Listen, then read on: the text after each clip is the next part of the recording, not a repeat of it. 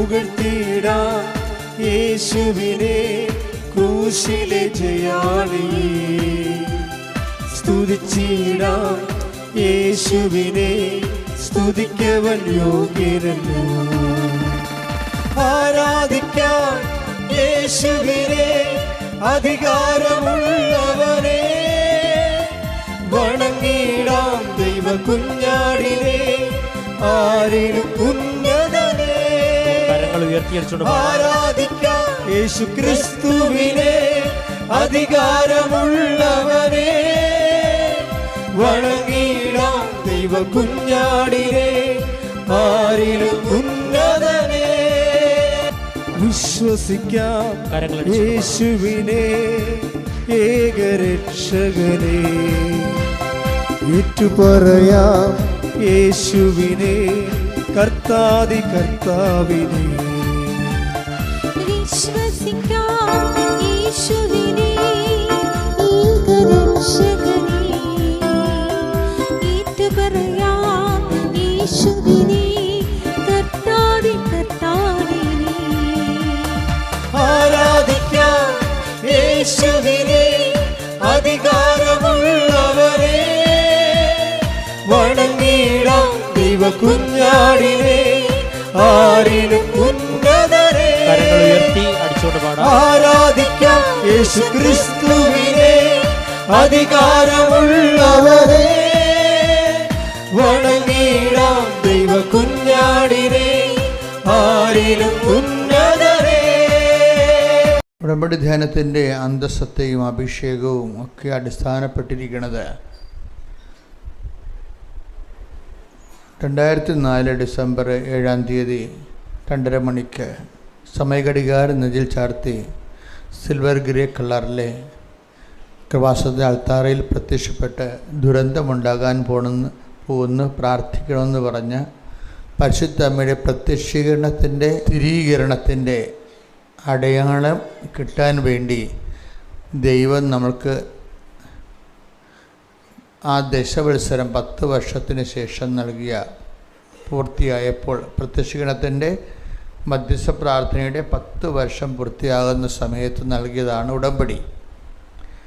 ആ ഉടമ്പടിയിലൂടെ ഇന്ന് ലക്ഷക്കണക്കിന് മനുഷ്യരെ ദൈവം ആരാണെന്നറിയുന്നു, ദൈവം എന്താണെന്നറിയുന്നു, നമ്മുടെ ജീവിതത്തിൻ്റെ ദുർഘടഘട്ടങ്ങളിൽ ദൈവം എങ്ങനെയാണ് നമ്മുടെ ജീവിതത്തിൽ ഇടപെടുന്നുവെന്നറിയുന്ന, അങ്ങനെ വലിയ സന്തോഷവും ആശ്വാസവും ആവേശവും നൽകുന്നതാണ് ഉടമ്പടി എന്ന സ്വർഗീയമായ പദ്ധതി. അതിൽ പങ്കെടുക്കാൻ വേണ്ടി കർത്താവ് നിങ്ങൾക്ക് ഒരു അവസരം നൽകിയിരിക്കുകയാണ്. ഈ അവസരം ഫലപ്രദമായി ഉപയോഗിക്കുന്നവരുണ്ട്, ഈ അവസരം ഒരു ദൈവവിളി പോലെ സ്വീകരിക്കുന്നവരുണ്ട്, താൽക്കാലികമായ ചില ആവശ്യങ്ങൾക്ക് വേണ്ടി അവസരം എങ്ങനെ പ്രയോജനപ്പെടുത്താമെന്ന് കരുതി ആ വഴിക്ക് ചിന്തിക്കുന്നവരുമുണ്ട്. പലതരം മനുഷ്യരാണ്. അപ്പോൾ ഇവിടെ നമ്മൾ സാധാരണ ഉടമ്പടി ധ്യാനത്തിൽ ചില മോഡൽ സാക്ഷ്യങ്ങളെ എടുക്കും. കാര്യം ഉടമ്പടിയിൽ എല്ലാവർക്കും തന്നെ ഇൻവെസ്റ്റ് ചെയ്യാൻ പറ്റുന്ന ഒരു സ്കീമുള്ള ഒരു മാതൃകാ സാക്ഷ്യങ്ങളെയാണ് വചന വിശ്ലേഷണ പഠനത്തിന് അത് ഉടമ്പടിയുടെ ഒരു സ്റ്റഡി ക്ലാസ്സാണ്. എല്ലാ ചൊവ്വാഴ്ചയും അത് പ്രക്ഷേപണം ചെയ്യും. അതനുസരിച്ച് നിശ്ചിതമായി പഠിച്ച് ജീവിതത്തെ വചനാധിഷ്ഠിതമായി ഒരു മരിയൻ മധ്യസ്ഥതയിൽ മരിയൻ മാതൃകയെ സമീപിക്കുന്ന ആയിരങ്ങൾ ലോകത്തിൻ്റെ എല്ലാ ഭൂഖണ്ഡങ്ങളിലുമുണ്ട്. ചിലർ ഈ കാര്യമാത്ത പ്രസിദ്ധക്കാർ, വയറ്റിപ്പിഴപ്പുകാർ, ചൊവ്വാഴ്ച ധ്യാനം പോലും കൂടാത്തവരുണ്ട്. ഒത്തിരി ഉണ്ടെന്ന് ഞാൻ പറയണില്ല. വയറ്റിപ്പിഴപ്പുകാർ എവിടെ ചെന്നാലും അവർക്ക് തന്നെ അതിൻ്റെ അകത്ത് നിന്ന് മെച്ചം ഉണ്ടാക്കാൻ പറ്റുമെന്ന് വിചാരിച്ചിട്ട് അതിൻ്റെ അകത്ത് ബുദ്ധിമുട്ടുള്ള കാര്യങ്ങളൊന്നും ചെയ്യത്തില്ല. വല്ല എളുപ്പമുള്ള പ്രത്യക്ഷീകരണ പ്രാർത്ഥന വല്ലതൊക്കെ അവർ ചെല്ലത്തുള്ളൂ. നിങ്ങളുടെ ഈ നടപടിക്രമവും കാപട്യവും കൊണ്ട് തന്നെ നിങ്ങൾക്ക് വെറുതെ ആലപ്പുഴ വന്ന് പണി മേടിക്കുന്നതെന്നല്ലാതെ ദൈവദുരസ്ഥന് നിങ്ങളുടെ കാപട്യമാണ് നിങ്ങൾ വെളിപ്പെടുത്തുന്നത്. അപ്പോൾ തിരിച്ചെന്താ ചെയ്യണത്? ഞാനിതാണ്, കാര്യമാത്ത വയറ്റിപ്പഴപ്പിൻ്റെ ഒരാളാണ് ഞാൻ. എനിക്ക് ദൈവമൊന്നും പ്രശ്നമല്ല. എനിക്ക് ജോലി വേണം, വീട് വേണം, ജപ്തി മാറണം, പെൻഷൻ മാറണം, വേറെ ഒന്നും എനിക്ക് അറിയേണ്ട കാര്യമില്ല. അപ്പോൾ വേറെ ഒന്നും അറിയേണ്ട കാര്യമില്ല നിലപാടിൽ ഉടമ്പടിയുടെ പല കാര്യങ്ങളും ഉഴപ്പി, പല കാര്യങ്ങളും ഉടമ്പടി പ്രകാരമല്ലാതെ ജീവിച്ചു വരുമ്പോൾ ഉണ്ടാകുന്ന പ്രശ്നം വെച്ച് കഴിഞ്ഞാൽ, നിങ്ങളുടെ കാപട്യം മനസ്സിലാക്കിയാൽ പിന്നെ ദൈവം അടുക്കത്തില്ല. അതാണ് വിഷയം. അത് എപ്പോഴും നമ്മൾ വളരെ വളരെ സൂക്ഷ്മതയുള്ളവരായിരിക്കണം. നമ്മൾ എപ്പോഴും അവർക്ക് തീർത്ഥാടനങ്ങൾ വരുന്നവർ എല്ലായിടത്തും പോകുന്നവരാണ്. എവിടെയെങ്കിലുമൊക്കെ അത്ഭുതപ്പാടുകളുള്ളപ്പോൾ അവിടെയൊക്കെ പോവുകയും പരിശോധിക്കുകയും പ്രാർത്ഥിക്കുകയും ചെയ്യുന്ന പോലെ കൃപാസനത്തിൽ വന്ന് വീഴരുതെന്നാണ് എൻ്റെ അഭിപ്രായം. ഇത് സത്യസന്ധമായിട്ട് മനുഷ്യൻ സുവിശേഷം ജീവിക്കാൻ മറിയത്തെ മാതൃകയാക്കി അതിൻ്റെ സാക്ഷിയാകാൻ വേണ്ടി ദൈവത്തിൻ്റെ സ്വർഗീയ ദൗത്യമായ പ്രത്യക്ഷീകരണത്തോട് സർവ്വത്മന അർത്ഥവത്തായിട്ട് സഹകരിക്കാൻ മനസ്സുള്ളവർ വന്ന് ദൈവത്തെ കണ്ടുമുട്ടി നേരിട്ട് സംസാരിച്ച് കൈപിടിച്ച് നടക്കുന്ന ഒരു സാക്ഷ്യങ്ങളാണ്.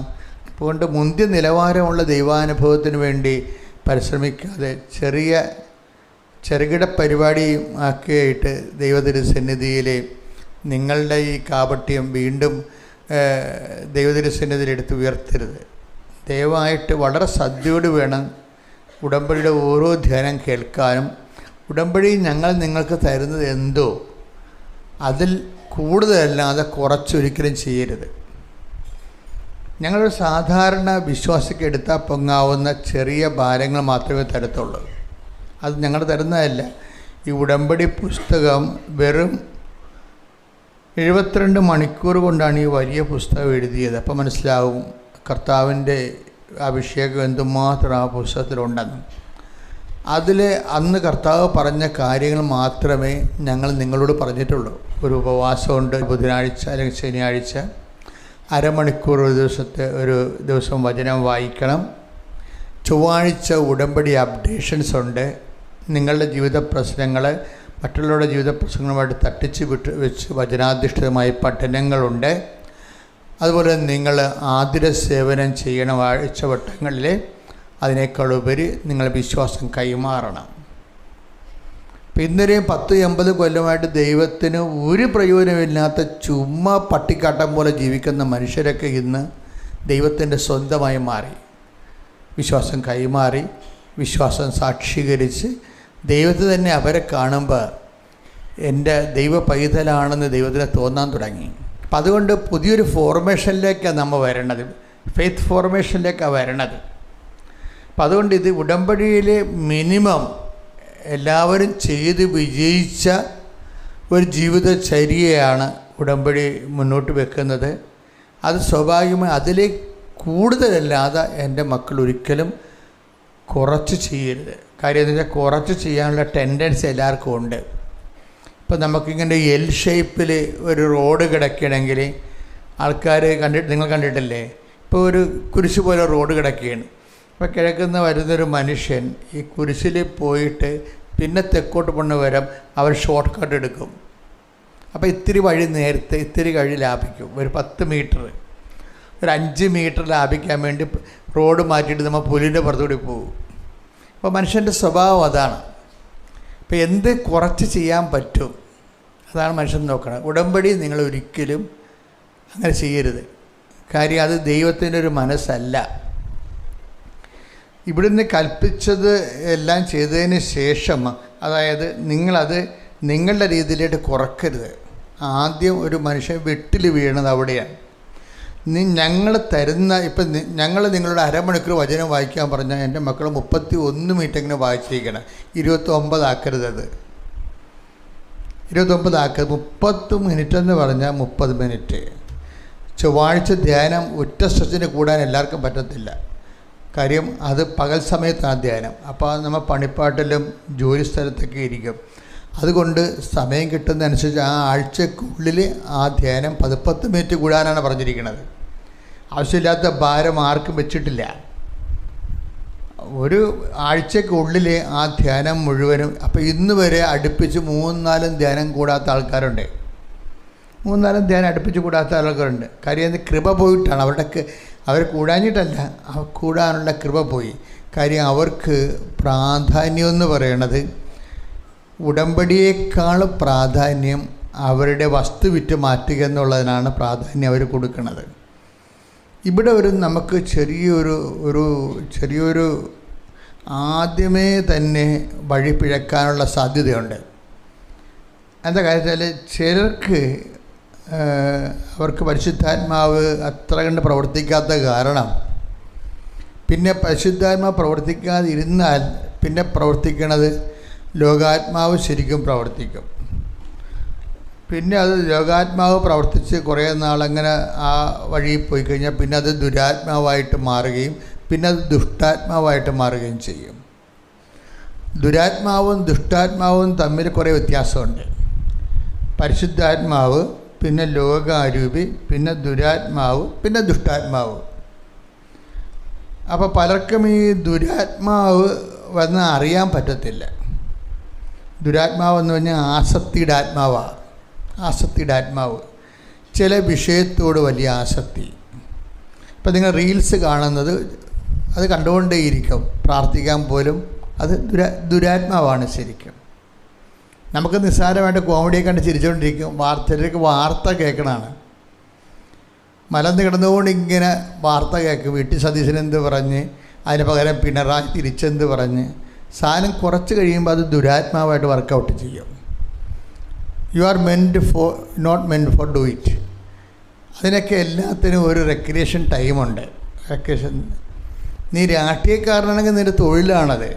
അപ്പോൾ നിനക്ക് വ്യത്യാസമുണ്ടാകും. സാധാരണ മനുഷ്യന് ഇത് തന്നെ വെച്ചുകൊണ്ടിരിക്കുമ്പോൾ അത് ദുരാത്മാവായിട്ട് മാറും. രാഷ്ട്രീയക്കാർക്ക് അത് വേണം. രാഷ്ട്രീയമായ ഒബ്സർവേഷൻസ് വേണം. എന്താ മൂവ്മെൻറ്റ്സാണ് നടക്കണമെന്ന് അറിയാൻ വേണ്ടി. അത് അവരുടെ തൊഴിലാണ്, ദൗത്യമാണ്. തൊഴിലല്ല, ദൗത്യം.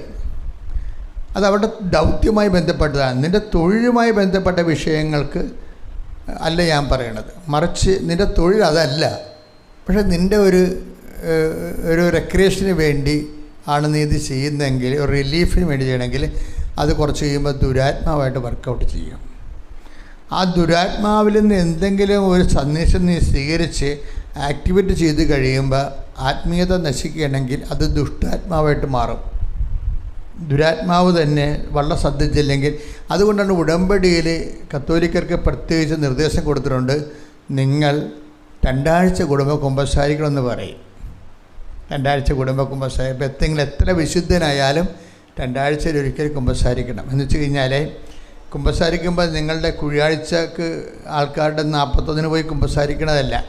ഉടമ്പടിയിൽ ജീവിക്കുമ്പോൾ ആ ഉടമ്പടി പാപങ്ങളുണ്ട്.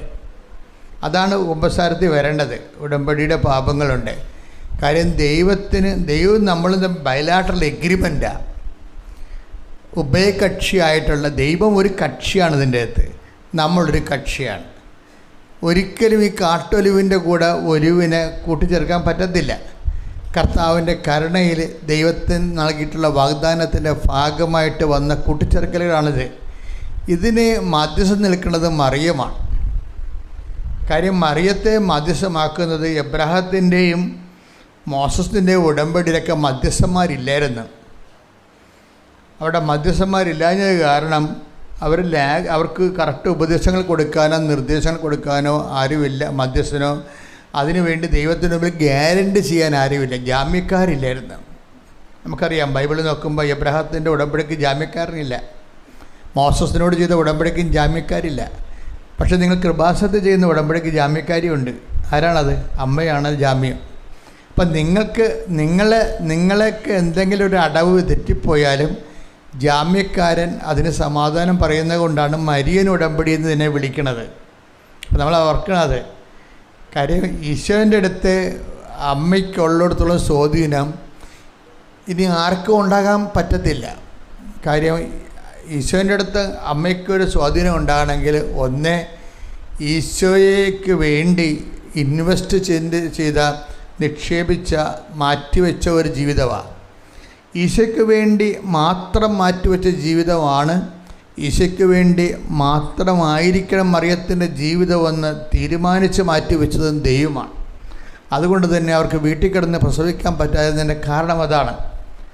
ഞാൻ ചൂണ്ടിക്കാണിക്കുന്ന സ്ഥലമെന്ന് എപ്പോഴും ഉടമ്പടിയുടെ ഒരു പ്രധാനപ്പെട്ട വിഷയമാണ്. ഞാൻ ചൂണ്ടിക്കാണിക്കണം. നമുക്ക് സ്വന്തമായിട്ട് തിരഞ്ഞെടുക്കാൻ പറ്റത്തില്ല. ഞാൻ ചൂണ്ടിക്കാണിക്കുന്ന ഇടമെന്നും പറഞ്ഞൊരു സംഭവമുണ്ട് ഉടമ്പടിയുടെ. അത് എബ്രഹാത്തിനോട് ഉടമ്പടി വാഗ്ദാനം പറയുമ്പോൾ വാഗ്ദാനം ദൈവത്തിൻ്റെതായിട്ടാണ് വരണത്. എബ്രാഹാം ആവശ്യപ്പെടുന്നതല്ല ചെയ്യണത്.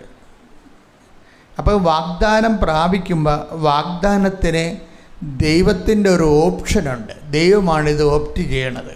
അതുകൊണ്ട് ദൈവം എബ്രാഹത്തിനോട് പറയും, നീ നിപ്പി നിൻ്റെ വീട്ടിൽ ഈ വിഗ്രഹാരാധനകളുടെയും തോന്നിവാസികളുടെയും ആൾക്കാരുടെ കൂടെ ജീവിച്ചാൽ എൻ്റെ വാഗ്ദാനങ്ങളൊന്നും നിനക്ക് പ്രാപിക്കാൻ പറ്റത്തില്ല. അതുകൊണ്ട് നീ ഈ ഊർ നഗരം വിട്ടു പോരണം, അല്ല ഈ ഹാരാൻ നീ വിട്ടു പോരണം, ഞാൻ ചൂണ്ടിക്കാണുന്ന സ്ഥലത്തേക്ക് ഷിഫ്റ്റ് ചെയ്യണമെന്ന് പറയും. ഒരു ഷിഫ്റ്റിംഗ് എപ്പോഴും ഉടമ്പടി ആവശ്യമായി വരും. Take the bed of God, ഞാൻ ചൂണ്ടിക്കാണിക്കുന്ന സ്ഥലം. ശ്രുതികട്ടെ ഹല്ലേലൂയ ഹല്ലേലൂയ ഹല്ലേലൂയ ഹല്ലേലൂയ ഹല്ലേലൂയ യേശുവേ നന്ദി ഹല്ലേലൂയ ഹല്ലേലൂയ ഹല്ലേലൂയ ഹല്ലേലൂയ ഹല്ലേലൂയ യേശുവേ ആരാധന ആരാധന ആരാധന ആരാധന ആരാധന ഹല്ലേലൂയ ഹല്ലേലൂയ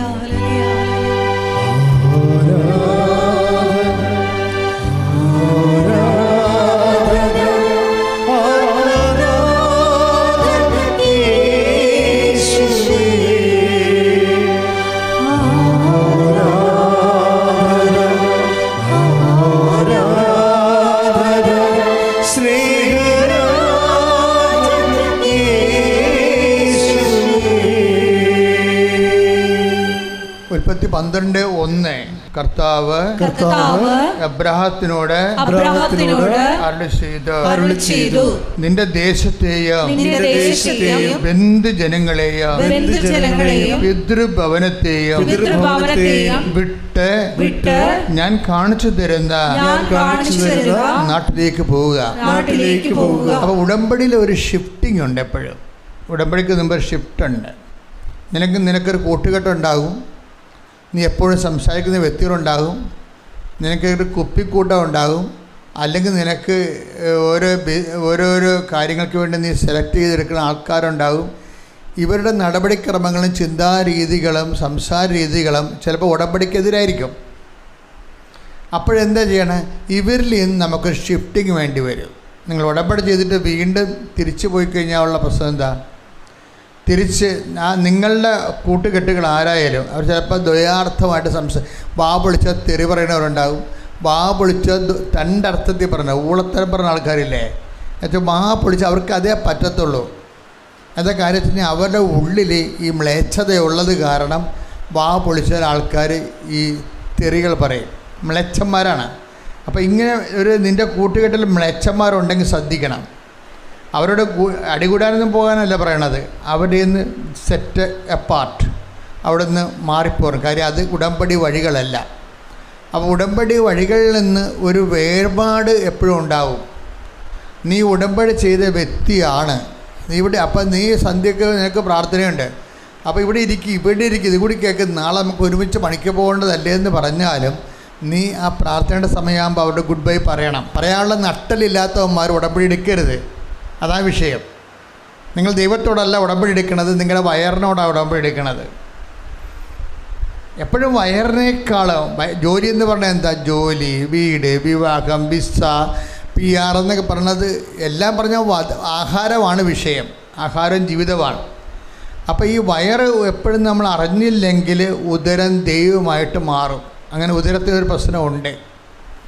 അത് ബൈബിൾ എപ്പോഴും പറയും, ഉദരത്തെ ദൈവമാക്കരുതെന്ന് പറയും. ഉദരമാണ് അവരുടെ ദൈവം എന്ന് പറയത്തില്ലേ. Take the bed of God. ശ്രുതികട്ടെ ഹല്ലേലൂയ ഹല്ലേലൂയ ഹല്ലേലൂയ. വായിച്ചോളൂ. നാശമാണ് അവരുടെ ഫിലിപ്പിയ ലേഖനം 3:19 പറഞ്ഞോളൂ. നാശമാണ് അവരുടെ അവസാനം. നാശമാണ് അവരുടെ അവസാനം. ഉദരമാണ് അവരുടെ ദൈവം.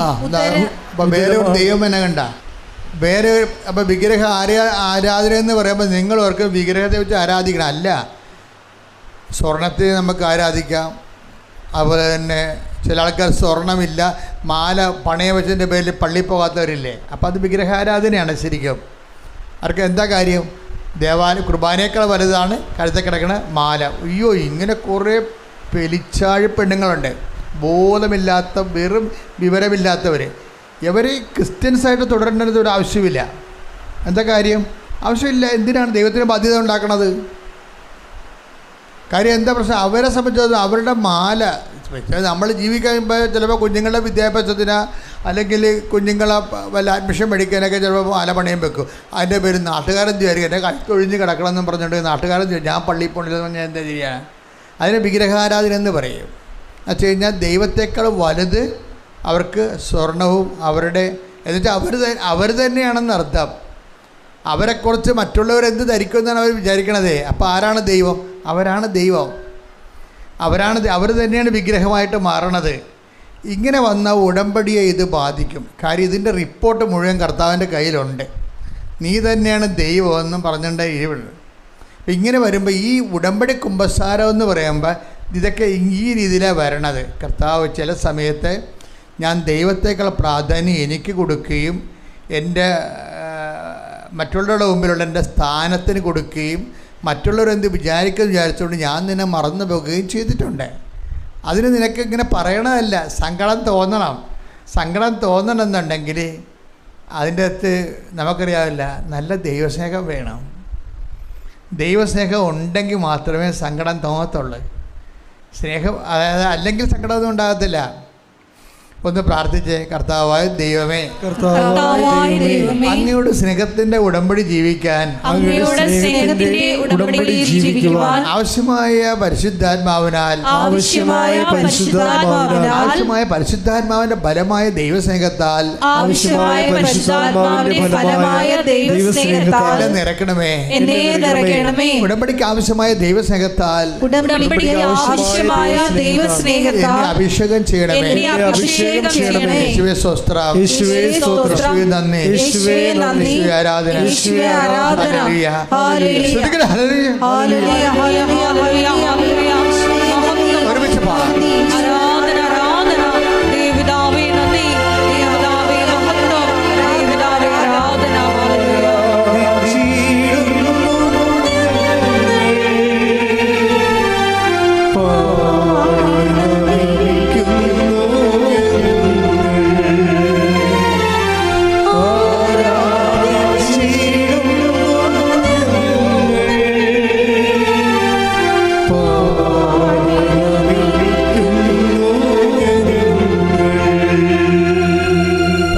പരമദിവ്യകാരുണ്യത്തിന് ആരാധനയും സ്തുതിയും പുകഴ്ചയും ഉണ്ടായിരിക്കട്ടെ. മക്കളെ, അച്ഛനോട് ചേർന്ന് പ്രാർത്ഥിക്കുകയും ഗായകസംഘത്തോട് ചേർന്ന് പാടുകയും നമ്മുടെ ഒരു നിസ്സഹായ അവസ്ഥയാണ് കർത്താവിൻ്റെ മുമ്പിൽ വെക്കുന്നത്. കാര്യം ഈ ദൈവസ്നേഹം നമ്മൾക്ക് കർത്താവ് ഈ ധ്യാനത്തിലൂടെ നൽകിയാൽ ഞാൻ പറയും നമ്മൾ ഉടമ്പടിയുടെ ഒരു 3/4 പങ്ക് ഓടിത്തീർത്തെന്ന് പറയും. കാരണം ദൈവസ്നേഹമാണ്. സ്നേഹമില്ലാത്തവർക്ക് ഉടമ്പടിയിൽ ജീവിക്കാൻ പറ്റത്തില്ല. ദൈവത്തോട് നല്ല സ്നേഹമില്ലാത്തവർക്ക് ഉടമ്പടി ജീവിക്കാൻ പറ്റത്തില്ല. ഇനി എൻ്റെ മക്കൾ എന്തെങ്കിലും നിങ്ങളുടെ ചിന്താഗതിക്കോ നിങ്ങളുടെ ഒരു സങ്കല്പം ഉണ്ടാവുമല്ലോ എല്ലാ കാര്യത്തെക്കുറിച്ചും, അതിന് ചില സമയത്ത് വിരുദ്ധമായിട്ടൊക്കെ ജീവിതത്തിൽ സംഭവിക്കാം. അപ്പോൾ നിങ്ങൾ എന്താ ചെയ്യണമെന്ന് വെച്ച് കഴിഞ്ഞാൽ നിങ്ങൾക്ക് ബുദ്ധി എന്ന് പറയുന്നത് പരിശുദ്ധാത്മാവിൻ്റെ ഒരു ആലോചന വരവില്ലേ? നമ്മൾ വേദപാഠത്തിൽ പഠിക്കില്ല. പരിശുദ്ധാത്മാവ് ദാനങ്ങളിലൊന്നാണ് ആലോചന. ആലോചന എന്ന് പറയുമ്പോൾ ബുദ്ധി എന്ന് തന്നെ അർത്ഥം. ഇതിൻ്റെ അകത്ത് ഒരു ബുദ്ധി വരെ ഇപ്പം നിങ്ങളുടെ ഒരു ആശയത്തിന് ധാരണയ്ക്ക് ഓക്കെ ദാറ്റ് ഈസ് കറക്റ്റ്. നിങ്ങളുടെ ഒരു ധാരണയ്ക്ക് എതിരായിട്ടാണ് ജീവിതത്തിൽ സംഭവിക്കുമ്പോൾ അതിൻ്റെ ഒരു ഞെരുക്കം നമ്മൾ അനുഭവിക്കുന്നുണ്ടെങ്കിൽ, ഇപ്പം നിങ്ങൾ കയറിപ്പോകാമെന്ന് വിചാരിച്ചു. അതുപോലെ തന്നെ അപ്പം നിങ്ങൾ നെടുമ്പാശ്ശേരി ചെന്നപ്പോൾ പറഞ്ഞു എമിഗ്രേഷൻ ക്ലിയറൻസ് ആയില്ല എന്ന് പറഞ്ഞു. അപ്പോൾ നിങ്ങൾ അവിടെ ഞെട്ടിത്തെറിച്ച് നിലവിളിച്ച് നാണക്കേടായി ഇനി വീട്ടിൽ വരണമല്ലോ, ആൾക്കാരുടെ മുഖത്തുനിന്ന് ഞാൻ എല്ലാവരുടെയും ഗുഡ് ബൈ പറഞ്ഞ് ഇറങ്ങിയതല്ലേ, ഇനി വീട്ടിൽ വന്ന് എവിടെ നിൽക്കും, ഞാൻ വല്ല ലോഡ്ജിലും കയറി താമസിക്കും അല്ലെങ്കിൽ ചത്തുകളെന്നൊക്കെ ഇങ്ങനെ ഇതൊക്കെ ജീവിതത്തിൽ സംഭവിക്കാവുന്നതാണ്. ജീവിതത്തിൽ എന്ത് സംഭവിക്കാം? കർത്താവ് ജീവിതത്തെ ജീവിതമായിട്ട് കാണാനാണ് ഈശോ പറഞ്ഞത്. ലോകത്തിൽ നിങ്ങൾക്ക് ഞെരുക്കങ്ങൾ ഉണ്ടാകും, എങ്കിലും ധൈര്യമായിരിക്കണം. എങ്കിലും നിങ്ങൾ ആത്മഹത്യകളെന്നല്ല പറഞ്ഞത്. യോഹന്നാൻ 16:33 എന്താ പറയണത്? ലോകത്തിൽ പറഞ്ഞ് ലോകത്തിൽ നിങ്ങൾക്ക് ഞെരുക്കങ്ങൾ ഉണ്ടാകും, എങ്കിലും നിങ്ങൾ ധൈര്യമായിരിക്കണം. കാരണം ഞാൻ ലോകത്തെ കീഴടക്കി. അപ്പൊ ഈശോ പറഞ്ഞിരിക്കുന്നത് ഈ ഞെരുക്കങ്ങളിലെ വേറെ അവിടെ ഇവിടെ ആൾക്കാരെ ആശ്രയിക്കണം എന്നല്ല പറഞ്ഞത്. ക്രിസ്തുവിൽ തന്നെ നിങ്ങളെ അവലംബം വെക്കണം. മനസ്സിലായ? ക്രിസ്തുവിൽ അവലംബം വെച്ചെന്താ കാര്യം എന്തെന്നാൽ ഞാൻ ലോകത്തെ കീഴടക്കിയിരിക്കുന്നു. ഞാൻ ഈ ഞെരുക്കങ്ങളിലൂടെയെല്ലാം കടന്നു വന്നതാണ്, അതിലൂടെ കൃപ പ്രാപിച്ചതാണ്. അതുകൊണ്ട് തന്നെ എനിക്ക് നിങ്ങളെ കൃപയിൽ നിലനിർത്താനും അതിജീവിക്കാനും കഴിയും. അതുകൊണ്ടാണ് ഇത് വായിച്ച അടുത്ത വചനം എന്താ? ഞാൻ ജീവിക്കുന്നു അതിനാൽ. യോഹന്നാൻ 14:19. യോഹന്നാൻ 14:19. ഞാൻ ജീവിക്കുന്നു അതിനാൽ നിങ്ങളും ജീവിക്കും. അതിൻ്റെ അർത്ഥം എന്താണെന്നറിയാമോ? ഞാൻ ജീവിക്കുന്നു അതിനാൽ നിങ്ങളും അതിജീവിക്കുമെന്നാണ്. അതാണ് വിഷയം. ഈ രണ്ട് വചനം കൂടി കൂട്ടി വെക്കുമ്പോൾ നമുക്ക് കിട്ടുന്ന ഒരു റിസൾട്ട് അതാണ്. ലോകത്ത് നിങ്ങൾക്ക് ഞെരുക്കങ്ങൾ ഉണ്ടാവും, എങ്കിലും ധൈര്യമായിരിക്കുവിൻ, ഞാൻ ലോകത്തെ കീഴടക്കിയിരിക്കുന്നു. അതിജീവിച്ച് കഴിഞ്ഞു. ഈ അതിജീവിച്ച ഈശോയാണ് നമ്മളോട് പറയണത്, ഞാൻ അതിജീവിച്ചിരിക്കുന്നു, അതിനാൽ നിങ്ങളും ഈ ഞെരുക്കങ്ങളെ അതിജീവിക്കും. കൈയടിച്ച് സ്തുതിക്കട്ടെ. അതുകൊണ്ട് ഇങ്ങനെയുള്ള സമയങ്ങളിൽ അധികം നാക്ക് കൊണ്ടുള്ള കസർത്ത് കാണിക്കരുത്. ആൾക്കാർക്ക് വരുന്നൊരു പ്രശ്നം അതാണ്. എന്തെങ്കിലും ഒരു ചെറിയ നമ്മുടെ വഴികളിൽ ഒരു ടെസ്റ്റിങ് വന്നാൽ ഉടനെ നിങ്ങൾ കലബില എന്ന് പറയാൻ ആൻറ്റിയെ വിളിച്ച്, ആൻ്റെ മകളെ വിളിച്ച്, പേരപ്പനെ വിളിച്ച്, കൊച്ചാപ്പനെ വിളിച്ച്, കുഞ്ഞാമ്മയെ വിളിച്ച്, കൂട്ടുകാരെ വിളിച്ച് മുഴുവനും കുളമാക്കി തരും. കാര്യം പരിശുദ്ധാത്മാവില്ലാത്തതിൻ്റെ ഒരു കുഴപ്പമാണ്. പരിശുദ്ധാത്മാവ് ഉണ്ടെങ്കിൽ നമ്മളോട് പറയും, നീ നടക്കേണ്ട വഴി നിൻ്റെ മുഖത്ത് നോക്കി ഞാൻ നിന്നെ ഉപദേശിക്കും. അപ്പോൾ ഞാനില്ല, ഈശോ അവിടെ ഇല്ല. അതുകൊണ്ട് നാട്ടിലുള്ള മുഴുവൻ ആൾക്കാരെ വിളിക്കുമ്പോൾ അവർ അവരുടെ രീതിയിൽ നിന്നെ ഉപദേശിക്കും. നീ എന്ത് ചെയ്യണം? നീ ശാന്തമായി ഒരു ഇഷ്യൂ ഉണ്ടായാൽ അപ്പോൾ ദൈവം അടുത്തുണ്ടെന്നാണ് മനസ്സിലാക്കേണ്ടത്. എന്ന് ശാന്തമായിട്ട് നീ പൂർണ്ണമായി ദൈവത്തിലേക്ക് നിൻ്റെ മനസ്സും ചിന്തയും ആലോചനയും നിൻ്റെ ധ്യാനവും അടക്കി വെച്ച്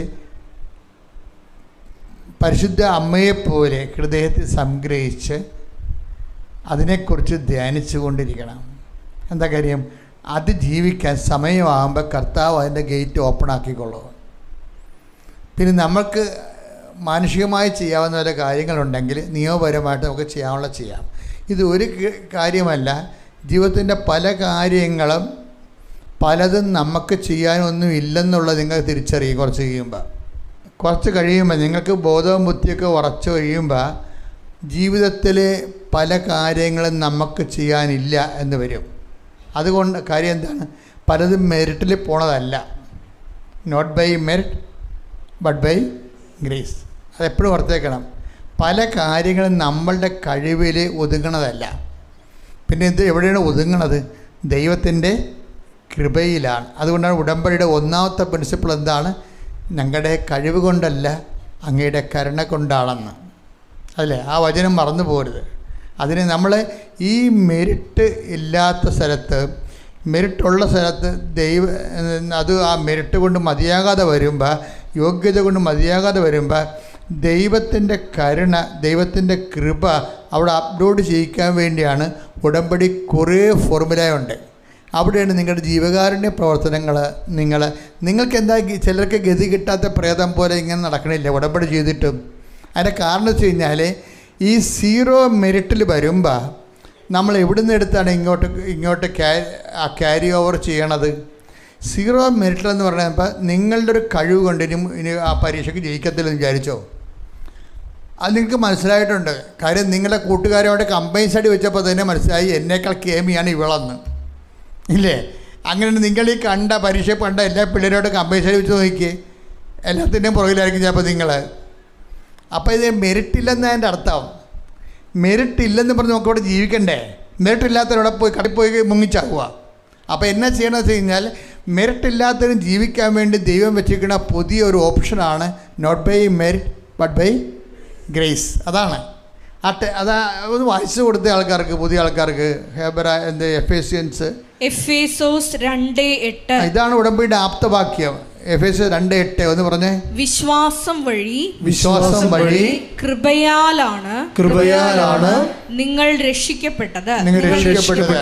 അത് നിങ്ങൾ നേടിയെടുത്തതല്ല,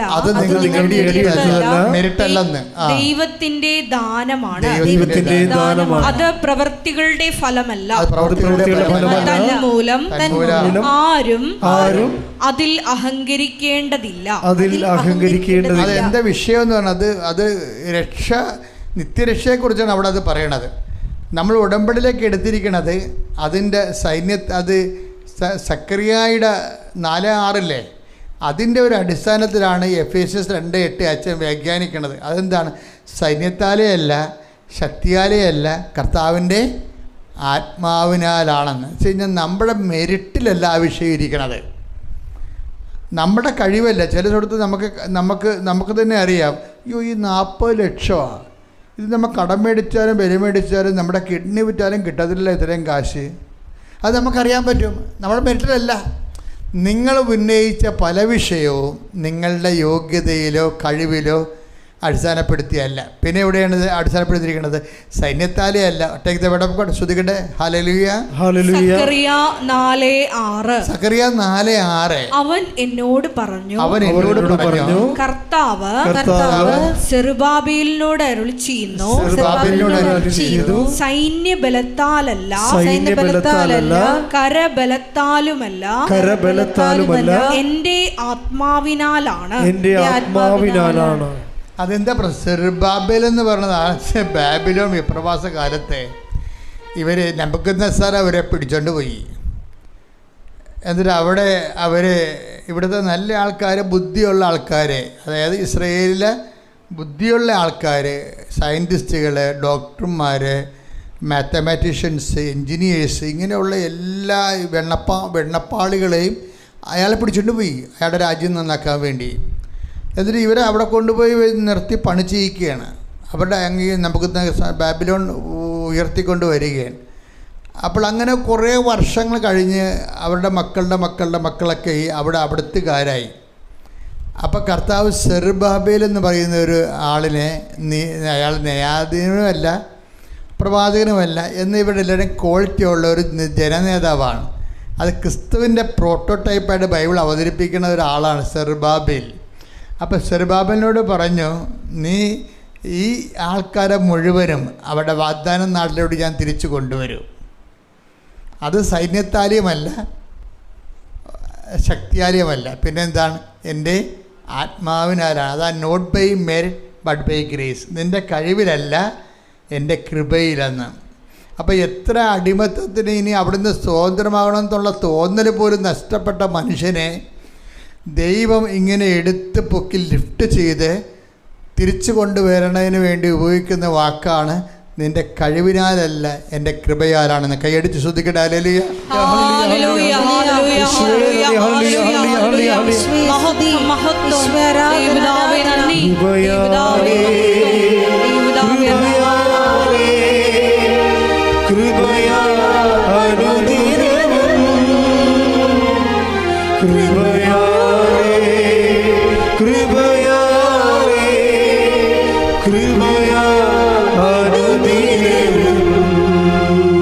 പരിശുദ്ധ പരമ ദിവ്യകാരുണ്യത്തിന് ആരാധനയും സ്തുതിയും പുകഴ്ചയും ഉണ്ടായിരിക്കട്ടെ.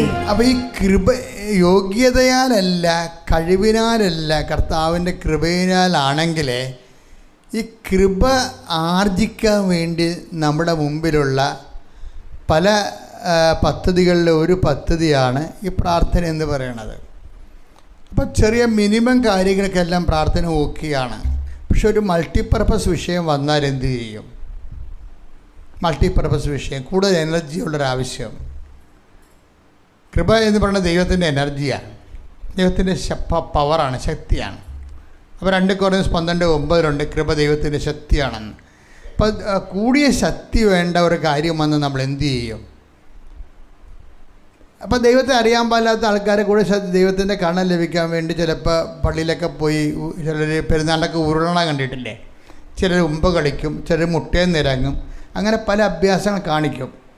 ആൾക്കാർ ഇതൊക്കെ ചെയ്യണത് പ്രാർത്ഥന കൊണ്ട് പറ്റാത്തൊരു പ്രശ്നം വന്നാൽ അവരെന്തെങ്കിലുമൊക്കെ ഗോഷ്ഠികൾ ദൈവത്തിരുസന്നിധി കാണിക്കും. എന്നാലും കുറച്ച് കാര്യങ്ങളൊക്കെ ഓക്കെ ആകും, കാരണം ദൈവത്തിൻ്റെ കാരണം. പക്ഷേ ഈ വ്യക്തിയും ദൈവവുമായിട്ട് ബന്ധമില്ലാത്ത കാരണം ഇവൻ ഉരുണ്ടച്ചും പിന്നീട് മണ്ണ് മാന്തി സ്മോൾ അടിച്ചുകൊണ്ട് എന്നെ കാണാം. ഈ ഉരുള ആൾക്കാരൊന്നും നോക്കിയാൽ എല്ലാവരും ഒന്നും ഞാൻ പറയണില്ല. ഈ തീർത്ഥയാത്ര നിങ്ങൾ പലപ്പോഴും വിനോദയാത്രയാക്കുന്നുണ്ട്. തീർത്ഥയാത്ര വിനോദയാത്രയാക്കുന്നവർ ചെയ്യണ പരിപാടി എന്ന് വെച്ച് കഴിഞ്ഞാൽ, അതായത് നിങ്ങൾ സാധാരണ ഒരു കോമൺ മാൻ കുറച്ചുകൂടി മുഴുത്ത പാപിയായിട്ട് മാറുകയുള്ളൂ. എന്താ കാര്യം? നിങ്ങൾ ദൈവസന്നിധാനത്തിലേക്കുള്ള യാത്രയാണ് മദ്യപിക്കാനും വേറെ പല ചുറ്റിക്കളിയുണ്ട് അതിനു വേണ്ടി ഉപയോഗിച്ചിരിക്കുന്നത്. അത് ചെകുത്താൻ പോലും ചെയ്യാത്ത പരിപാടിയാണ് നിങ്ങൾ ചെയ്തിരിക്കുന്നത്. അപ്പോൾ വെളുക്കാൻ തേക്കണ ഇപ്പോൾ പാണ്ടായിരിക്കണം പല ഞാനൊരു മനുഷ്യനോട് പറഞ്ഞു, നിങ്ങളൊരു ബിസിനസ് യാത്രയാണ് നടത്തുന്നത് വെള്ളാങ്കണ്ണിലേക്ക്. എന്താ കാര്യം? നിങ്ങൾ ഇവിടുന്ന് അവിടം വരെ ബിസിനസ് സംസാരിക്കുന്നു, അവിടെ ചെന്ന് മാതാവിനോട് ബിസിനസ് സംസാരിക്കുന്നു, തിരിച്ചു വരുമ്പോൾ ബിസിനസ് സംസാരിക്കുന്നു. എന്ത് പറ്റി? ആളിന് വല്ല മാറ്റമുണ്ടോ? തീർത്ഥയാത്ര വിനോദയാത്രയും കച്ചവട യാത്രയും ആക്കി മാറ്റുമ്പോൾ ദൈവത്തിനെ ദൈവസന്നിധാനങ്ങളെ നമ്മൾ ദുർവിനിയോഗിക്കുകയാണ് ചെയ്യണത്. ദൈവസന്നിധാനങ്ങൾ ദുർവിനിയോഗിച്ച് കുറച്ച് കഴിയുമ്പോൾ നമുക്ക് ചികടിപ്പുണ്ടാവും. എല്ലാം സ്വാഭാവികമായിട്ട് തോന്നും, പക്ഷേ എല്ലാം അസ്വാഭാവികമായിരിക്കും ചെയ്യണതെല്ലാം. അങ്ങനെ കുറച്ച് കഴിയുമ്പോൾ നിങ്ങളുടെ കൃപ ഡൗൺലോഡ് തെറ്റി കുറഞ്ഞു വരും. അപ്പോൾ അതുകൊണ്ട് എപ്പോഴും നമ്മൾ ശ്രദ്ധിക്കേണ്ട ഒരു വിഷയം, എപ്പോഴും ഉടമ്പടി വരുമ്പോൾ ഇതൊരു തീർത്ഥയാത്രയുമല്ല വിനോദയാത്രയുമല്ല, മറിച്ച് എന്താണ്, ദൈവവും നമ്മളും തമ്മിലുള്ള ബയലാറ്ററൽ എഗ്രിമെൻറ്റാണ്. ഇനി നമ്മുടെ മുമ്പിലുള്ള ഒരു വെല്ലുവിളി എന്താണ്? ഞാൻ ദൈവത്തോട് ഉടമ്പടി ചെയ്യാൻ യോഗ്യനല്ല. പിന്നെ എളിമയോടെ ഞാൻ എന്തു ചെയ്യും? ഞാൻ ഉടമ്പടി ചെയ്തതിന് ശേഷം ഉടമ്പടി നൽകുന്ന ചില നിയമങ്ങളും നിബന്ധനകളും ഉപയോഗിച്ചുകൊണ്ട് ഞാൻ കോമ്പറ്റൻ്റ് പാർട്ട്ണറാകാൻ വേണ്ടി ഞാൻ പരിശ്രമിക്കും. ദൈവത്തോട് ഉടമ്പടി ചെയ്യാൻ പറ്റിയ യോഗ്യമായ പങ്കാളിയാകാൻ വേണ്ടി ദൈവത്തിന് എല്ലാ മേഖലകളിലും ഞാൻ രോഗികളെ പോയി കാണും. കാരണം എന്താണ്? ഞാൻ രോഗികളെ കാണാൻ കാരണം കർത്താവ് പറഞ്ഞിട്ടുണ്ട്, ഞാൻ രോഗിയായിരുന്നു, നിങ്ങൾ എന്നെ സന്ദർശിച്ചു. അപ്പോൾ എന്താ പ്രശ്നം വെച്ചാൽ, എനിക്ക് വിശന്നു, നിങ്ങളെനിക്ക് ഭക്ഷണം തന്നു, എനിക്ക് ദാഹിച്ചു, നിങ്ങളെനിക്ക്. ഇപ്പോൾ അവിടെയെല്ലാം നിങ്ങൾ എനിക്കെന്ന് പറഞ്ഞിരിക്കുന്ന കാരണം നമ്മുടെ സാധാരണ ഇപ്പോൾ റോട്ടറി ക്ലബ്ബുകൾ, ലയൺസ് ക്ലബ്ബുകൾ, നമ്മുടെ നാട്ടിൻപുറത്തുള്ള ഒത്തിരിയേറെ സന്നദ്ധ സംഘടനകളൊക്കെ ചെയ്യുന്ന ജോലിയാണിത്. പക്ഷേ ഒരു പ്രശ്നമുണ്ട്. അതായത് നമ്മുടെ സാധാരണ ജോലിയും സൽപ്രവൃത്തിയും കൃപാവര പ്രവൃത്തിയും തമ്മിൽ വ്യത്യാസമുണ്ട്. സൽപ്രവൃത്തികളെന്ന് പറഞ്ഞാൽ മനുഷ്യനായിരിക്കുമ്പോൾ മനുഷ്യനും ഈ പ്രപഞ്ചത്തിനു വേണ്ടി ചെയ്യണ നിലനിൽപ്പിൻ്റെ ആനുകൂല്യങ്ങളായി ചെയ്യണ സ്വാഭാവികമായ മനുഷ്യപ്രകൃതിയിൽ നിന്നുള്ള പ്രവർത്തനങ്ങളാണ്. മനുഷ്യപ്രകൃതിയിൽ നിന്നുള്ള മനുഷ്യോചിതമായ മാനവിക പ്രവർത്തനങ്ങളെ സൽപ്രവൃത്തികളെന്ന് വിളിക്കുന്നു. പക്ഷേ ഒരു ഉടമ്പടി പേഴ്സണിൽ നിന്ന് അതല്ല ഉദ്ദേശിക്കുന്നത്, സൽപ്രവൃത്തി അല്ല. പിന്നെന്താണ്? കൃപാവര പ്രവൃത്തിയാണ് ഉദ്ദേശിക്കുന്നത്. അപ്പോൾ സൽപ്രവൃത്തികൾ എന്താണ്, കൃപാവര പ്രവൃത്തികൾ എന്താണ് ചെയ്യുന്നവന് ബോധം ഉണ്ടാകണം. ഇപ്പോൾ ഒരു രോഗികളെ കണ്ടു കഴിഞ്ഞാൽ നമുക്ക് വേണമെങ്കിൽ ബേഴ്സറിയിൽ നിന്നൊരു 500 രൂപ കൊടുക്കാം, ഒരു കുഴപ്പമില്ല. അത് കള്ളപ്പണമാകാതിരിക്കാൻ നോക്കണം, ടാക്സ് വെട്ടിച്ച കാശാകാതിരിക്കാൻ നോക്കണം, നിൻ്റെ അധ്വാനത്തിൻ്റെ പണമായിരിക്കണം. ആൾക്കാർ 500, 1000, 10,000 കൊടുക്കും. കാര്യം എന്താ? ഇവർ സ്ഥിരം ഗവൺമെൻറ്റിനെയും നാട്ടുകാരെയും പറ്റിക്കുന്ന ആൾക്കാരായിരിക്കും. അതിൽ നിന്ന് നിങ്ങൾ നക്കാപ്പിച്ച കാശ് കൊടുത്തിട്ട് നിങ്ങൾ ആൾ കളിക്കേണ്ടെന്ന കാര്യമൊന്നുമില്ല. അതൊന്നും കൗണ്ടബിൾ അല്ല ശരിക്കും. അവിടെയാണ് വിഷയം വരണത്. അപ്പോൾ എപ്പോഴും കൊടുക്കുമ്പോൾ ഓർക്കണം, ഇത് ജെനുവിനായിരിക്കണം കൊടുക്കുന്ന കാശ്. ഇപ്പോൾ ഒരു സ്ത്രീ എന്തായിട്ടിരിക്കണത്? ഒരു സ്ത്രീയുടെ ഒരു കഥ കർത്താവ് പറയണില്ലേ? എന്താ പറയണത്?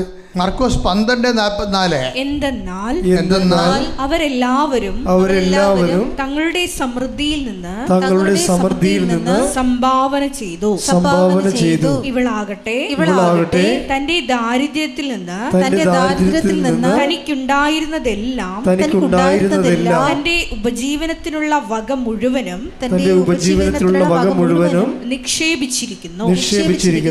ഈ ഇവളുടെ ഈ 2 പൈസ മറ്റേ ആ ചെടുത്ത് ഇട്ടിരിക്കണതേ, 2 പൈസയെക്കുറിച്ച് പറയണ വാക്കുകളൊക്കെ കേട്ട അതൊന്നും വായിച്ച 3 കാര്യങ്ങളാണ് 2 പൈസയെക്കുറിച്ച് പറയണത്. ഈ 2 പൈസ 2 ചെമ്പ് തൊട്ട് ഇട്ടതിന് 3 കാര്യങ്ങളാണ് പറയണത്. എന്തൊക്കെയാണ് പറയണത്? ആദ്യം പറഞ്ഞത് എന്താണ്? എന്തെന്നാൽ അവരെല്ലാവരും തങ്ങളുടെ സമൃദ്ധിയിൽ നിന്ന് സംഭാവന ചെയ്തു. അത് കണക്കാക്കണില്ലെന്ന് മൈൻഡ് ചെയ്യണില്ലെന്ന്, അത് കൗണ്ട് ചെയ്യണില്ലെന്ന്. കാര്യം ബാക്കി ഉണ്ടായിരുന്ന നക്കാപ്പിച്ച കൊടുത്തതാണെന്ന് മൈൻഡ് ചെയ്യത്തില്ല. പറ.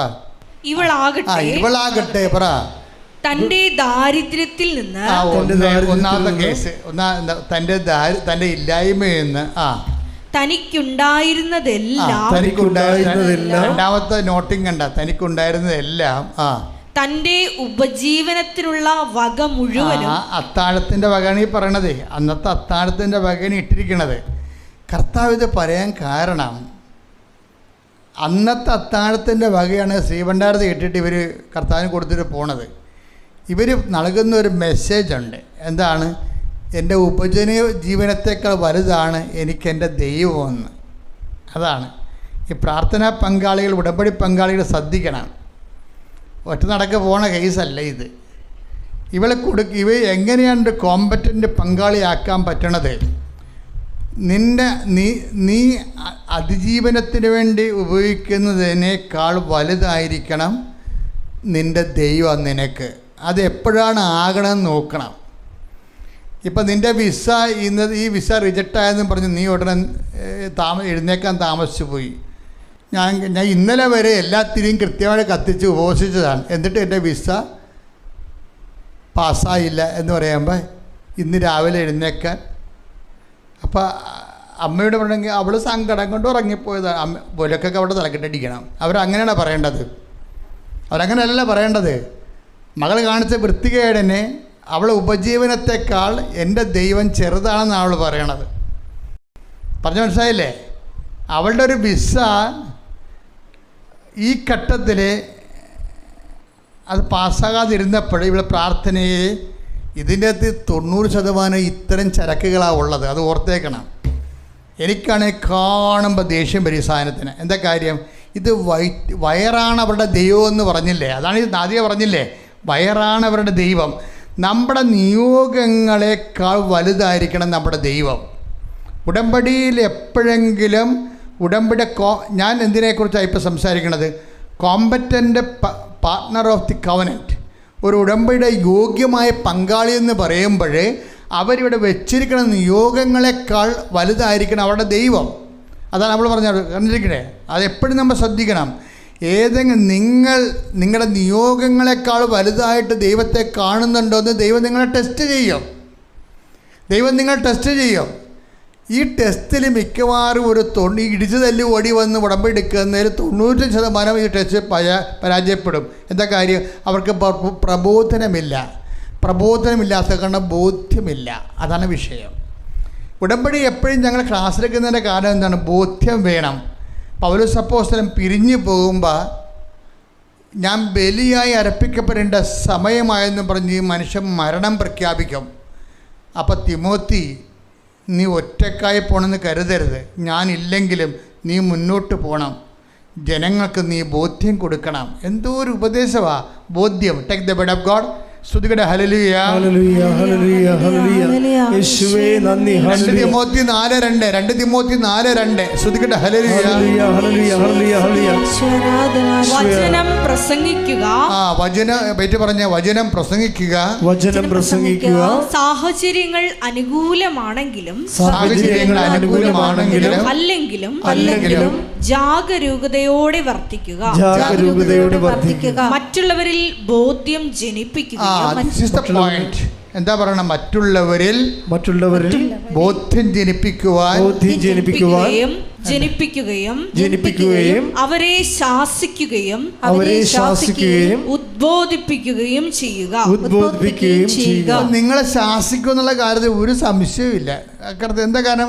ഇതിൻ്റെ ഈ ദൈവവചനത്തിന് പ്രബോധനത്തിലുള്ളതാണ് ശാസന. ചില ആൾക്കാർക്ക് ശാസന പറ്റത്തില്ല. അവർ വലിയ ദൈവത്തെക്കാൾ വലിയ ആളായിട്ടിരിക്കും. ശാസിക്കുമ്പോൾ തന്നെ അവർ വയലൻ്റ് ആകും. ഞാൻ അങ്ങനെയുള്ളവരെ പതുക്കെ ക്യാൻസലാക്കി കളയും. എന്താ കാര്യം? അവർ ജഡാരൂപി തന്നെ ജീവിക്കുന്നത് കൊണ്ടാണ്. അവർ ജഡാരൂപി തന്നെ, അതായത് ശാസ്ത്രം ഇതിനകത്തുള്ളതാണ്. എന്താ കാര്യം വെച്ചാൽ ബോധ്യങ്ങൾ ജനിപ്പിക്കുമ്പോൾ മാത്രമേ കാര്യം ഇവർ തന്നെ അവർ നെടുമ്പാശ്ശേരിയിൽ നിന്ന് വീട്ടിൽ വരാതെ ലോഡ്ജിൽ പോയി താമസിക്കുകയാണ്. വിസ അവിടെ അവരുടെ എമിഗ്രേഷൻ ശരിയല്ലെന്നും പറഞ്ഞ്. അപ്പം നാട്ടിൽ വന്നാൽ ഞാനെങ്ങനെ മുഖത്ത് നോക്കും, ആൾക്കാർ ചോദിച്ചു ഇത് ചമ്മലുണ്ടാകും, ആ ചമ്മൽ വേണം. എന്തിനാണത്? അത് കർത്താവേ അതെൻ്റെ ജീവിതത്തിലെ ഞെരുക്കങ്ങളാണ്, അത് നിൻ്റെ സ്നേഹത്തിന് വേണ്ടി ഞാൻ കാഴ്ചവെക്കുന്നു. എങ്കിലും ഞാൻ നിൻ്റെ വിശ്വാസത്തിലും ധൈര്യത്തിലും ഞാൻ നിൻ്റെ കൂടെ മുൻപോട്ട് പോകും. അപ്പോൾ അത് നമുക്ക് തന്നിരിക്കുന്ന ഒരു ഗൃഹപാഠമാണ്. ആ ഗൃഹപാഠത്തിൽ നമ്മൾ തോക്കരുതൊരിക്കലും. കേട്ടെടുത്തൊക്കെ ഉണ്ടാകത്തില്ലേ പരസ്പരം, നിങ്ങൾ പിള്ളേർ പറഞ്ഞ സ്റ്റാൻഡ് ഈസ് അറ്റൻഷൻ, തിരിച്ച് ഓപ്പോസിറ്റായിട്ട് നിൽക്കാൻ പറയും അല്ലേ ടീച്ചർമാർ പണ്ട്. ഇപ്പോൾ ഉണ്ടാകുന്ന അറിയത്തില്ല. ഞങ്ങൾ സൈറ്റിലൊക്കെ 2ാം ക്ലാസ് പഠിക്കുമ്പോൾ ടീച്ചർ പറയും സ്റ്റാൻഡ് ഈസ് അറ്റൻഷൻ, സ്ട്രൈറ്റ് എടുക്കുക, തിരിഞ്ഞ് നിൽക്കുക, അങ്ങോട്ടും ഇങ്ങോട്ടും. ഇവിടെ എഴുതണം, അവിടെ കാണാൻ പറ്റത്തില്ല. അപ്പോൾ സ്ട്രൈറ്റ് ഉള്ളവർ അങ്ങോട്ടും ഇങ്ങോട്ട് തിരിഞ്ഞ് നിൽക്കും. എന്നിട്ട് ടീച്ചർ ഓരോ ചോദ്യം പറയും, അപ്പോൾ നമ്മളത് എഴുതണം. ഇതിപ്പോൾ ടെസ്റ്റാണത്. എന്നിട്ട് സ്ലേറ്റ് കാണിക്കും ടീച്ചർ വരുമ്പോൾ. അപ്പോൾ ചിലപ്പോൾ മുഖത്തിന് അടിയും മേടിക്കും. ഞാൻ മേടിച്ചിട്ടുണ്ട്, അത് പറഞ്ഞു, അന്നത്തെ കാലമല്ലേ. അപ്പോൾ എന്താ പ്രശ്നം എന്ന് വെച്ച് കഴിഞ്ഞാൽ ഇതുപോലെ കേട്ടെഴുത്തുകൾ വരും. നമ്മൾ കറക്റ്റ് ഉടമ്പടി വിശ്വസ്തത അല്ലെന്ന് കഴിഞ്ഞാൽ കെട്ടെഴുത്തുകൾ കൂടാൻ സാധ്യതയുണ്ട്. നമ്മൾ ഉടമ്പടി വിശ്വസ്തരല്ലെന്ന് വന്നിട്ട് ദൈവത്തെക്കുറിച്ച് പറഞ്ഞ കാര്യമില്ല. ദൈവം എന്താ പറയണത്? നീ ഞാനുമായിട്ട് ഉടമ്പടി ചെയ്തിരിക്കുന്നത്, അപ്പോൾ എന്നോട് ഉടമ്പടി ചെയ്യാനുള്ള യോഗ്യത പ്രാപിക്കൂ എന്ന് പറയും. അതായത് അപ്പോൾ ചിലർക്ക് നല്ലവണ്ണം അറിയാം അത് യോഗ്യത പ്രാപിക്കാനാണ്. അവർ മിണ്ടാതിരുന്ന് സോറി ജീസസ് എന്ന് പറഞ്ഞുകൊണ്ട് അവരവരുടെ രീതിയിൽ സന്തോഷിച്ച് അവിടെ അടുത്ത മൂവ്മെൻറ്റിലേക്ക് പോയിക്കൊണ്ട് അവരതിനെ അതിജീവിച്ച് വരും. എൻ്റെ മക്കൾ, ഈ അതിജീവനം ഒരു വല്ലാത്ത കാര്യമേ. ഞാൻ ഈ ദിവസങ്ങളിലൊരു സാക്ഷ്യം കേട്ടോ, എനിക്ക് അതിൻ്റെ ഇഷ്ടപ്പെട്ടതെന്ന് വെച്ച് കഴിഞ്ഞാൽ ആ സാക്ഷ്യം പറഞ്ഞിരിക്കുന്നത് നിങ്ങളൊന്ന് നോക്കണം ആ സാക്ഷ്യം കേട്ടോ. അത് അഖില റിങ്കു എന്ന് പറഞ്ഞ ഹസ്ബൻഡാണ്. അഖിലെന്ന് പറയണത് വൈഫാണ്. കൊച്ചു പിള്ളേരാണ്. അപ്പോൾ അവർക്കെല്ലാവരും ഒരു 25 വയസ്സുണ്ടാവുമായിരിക്കും. അപ്പോൾ അഖില ഈ 25 വയസ്സുകാരൊക്കെ കാണിക്കുന്ന അഭ്യാസമുണ്ടല്ലോ, ഞെട്ടിപ്പിക്കുന്ന അഭ്യാസമാണ്. അതായത് എങ്ങനെയാണ് 25 വയസ്സുകാർ കർത്താവിൻ്റെ കൂടെ ജീവിക്കണം എന്നൊക്കെ നമ്മൾ ഓർത്താലേ എന്തുമാത്രം ഈ കാലഘട്ടങ്ങളിൽ കർത്താവ് നൽകിയിട്ടുള്ള പുതിയ സംവിധാനങ്ങളും സാഹചര്യങ്ങളും ഉപയോഗിച്ചുകൊണ്ട് ഇവർ കൃപയിൽ ഇങ്ങനെ വളരണമെന്ന് നമ്മൾ ഓർത്ത് ഞെട്ടിപ്പോകും. ഈ അഖിലയുടെ പ്രശ്നം എന്താണെന്നറിയാമോ? അഖിലയ്ക്ക് ഒരു രോഗമുണ്ട്. അതായത് അഖില റിങ്കുവിനെ കല്യാണം കഴിച്ചു. റിങ്കുവും അഖിലയും തമ്മിൽ ജീവിക്കുകയാണ്. അപ്പോൾ അവൾ പ്രഗ്നൻ്റായി കഴിഞ്ഞപ്പോൾ പിന്നീട് ഡോക്ടർ ഈ കുഞ്ഞിനൊക്കെ എന്തൊക്കെ സ്കാൻ ചെയ്തപ്പോഴൊക്കെ എന്തോ കുഴപ്പമായി. അപ്പോൾ ഡോക്ടർ പറയും ഇതിന് ഈ പ്രഗ്നൻസി മുന്നോട്ട് കൊണ്ടുപോകേണ്ട കാര്യമില്ല, എന്തോ കുഴപ്പമുണ്ട്, എന്താണെന്ന് മനസ്സിലാവണില്ല, ചിലപ്പോൾ കയ്യോ കാലൊക്കെ ഒന്നും ഉണ്ടാകത്തില്ലെന്ന് പറയും.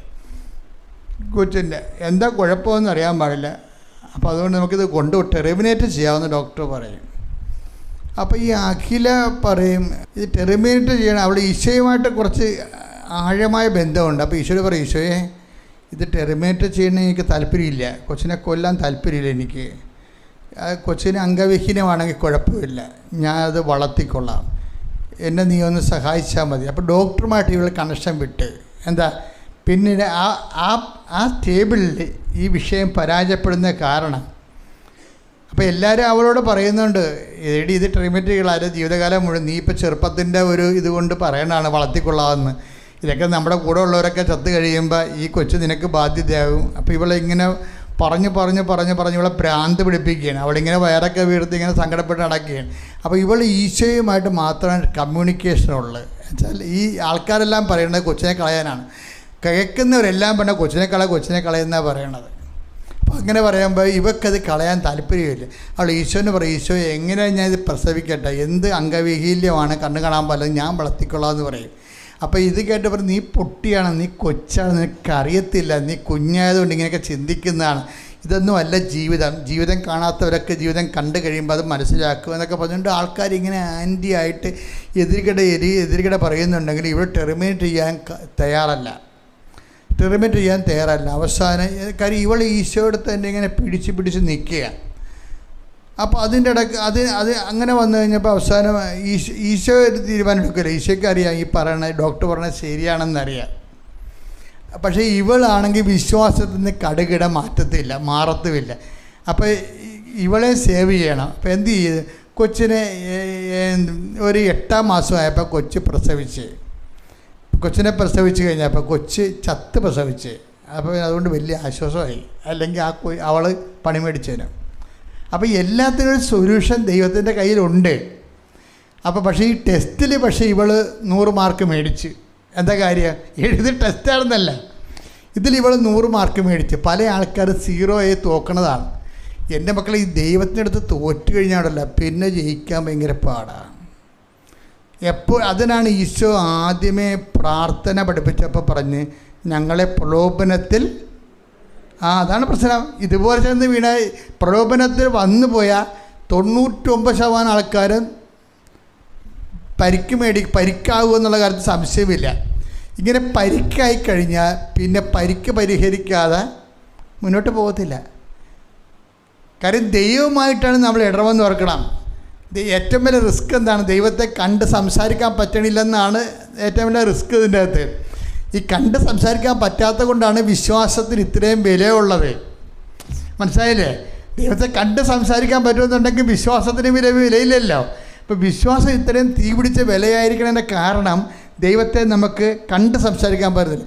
എന്നും പറഞ്ഞ് ദൈവത്തെ കാണാൻ പറ്റത്തില്ലെന്ന് ഞാൻ പറയത്തില്ല. ഉടമ്പടി എടുത്ത 10-മുക്കാലും ആൾക്കാർ പറയത്തില്ല. കാര്യം എന്താണ്? ഇവർ ഒരു തരത്തിലല്ല മറ്റൊരു തരത്തിൽ ദൈവത്തെ കാണുന്നുണ്ട്, അല്ലെങ്കിൽ അമ്മയെങ്കിലും കാണുന്നുണ്ട്. ഉടമ്പടി പോലെ ഇതുപോലെ അമ്മയെ, സഞ്ചാരി മാതാവിനെയും, മുല്ലപ്പൂ സുഗന്ധവും മഴവില്ലും ദർശനവും സ്വപ്നവും ഉണ്ടാക്കുന്ന ഒറ്റ പ്രാർത്ഥന ഈ 2000 വർഷമായിട്ട് സാധാരണ മനുഷ്യർക്ക് അനുഭവം ഉണ്ടായിട്ടില്ല.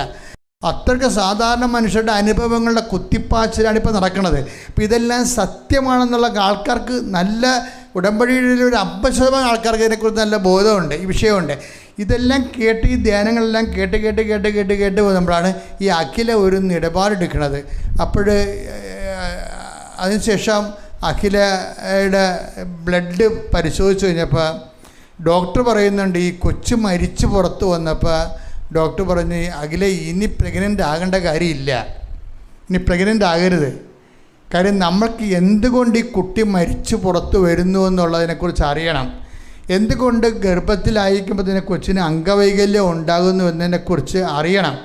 അപ്പം അതുകൊണ്ട് അതറിഞ്ഞ അതിൻ്റെ കോസിന് അതിൻ്റെ കാരണങ്ങൾ നമ്മൾ ചികിത്സിക്കാതെ ഇനി പ്രഗ്നൻസിയിലേക്ക് പോകരുതെന്ന് റിങ്കിനോടും പറഞ്ഞ് അഖിലോടും പറഞ്ഞ് അപ്പോൾ അങ്ങനെ വന്നപ്പോൾ അതിനുവേണ്ടി പിന്നെ പ്രാർത്ഥിച്ച് വന്നപ്പോൾ എന്നാ പറ്റുന്ന വെച്ചാൽ ഡോക്ടർ അവസാനം ഇത് കണ്ടുപിടിച്ചു.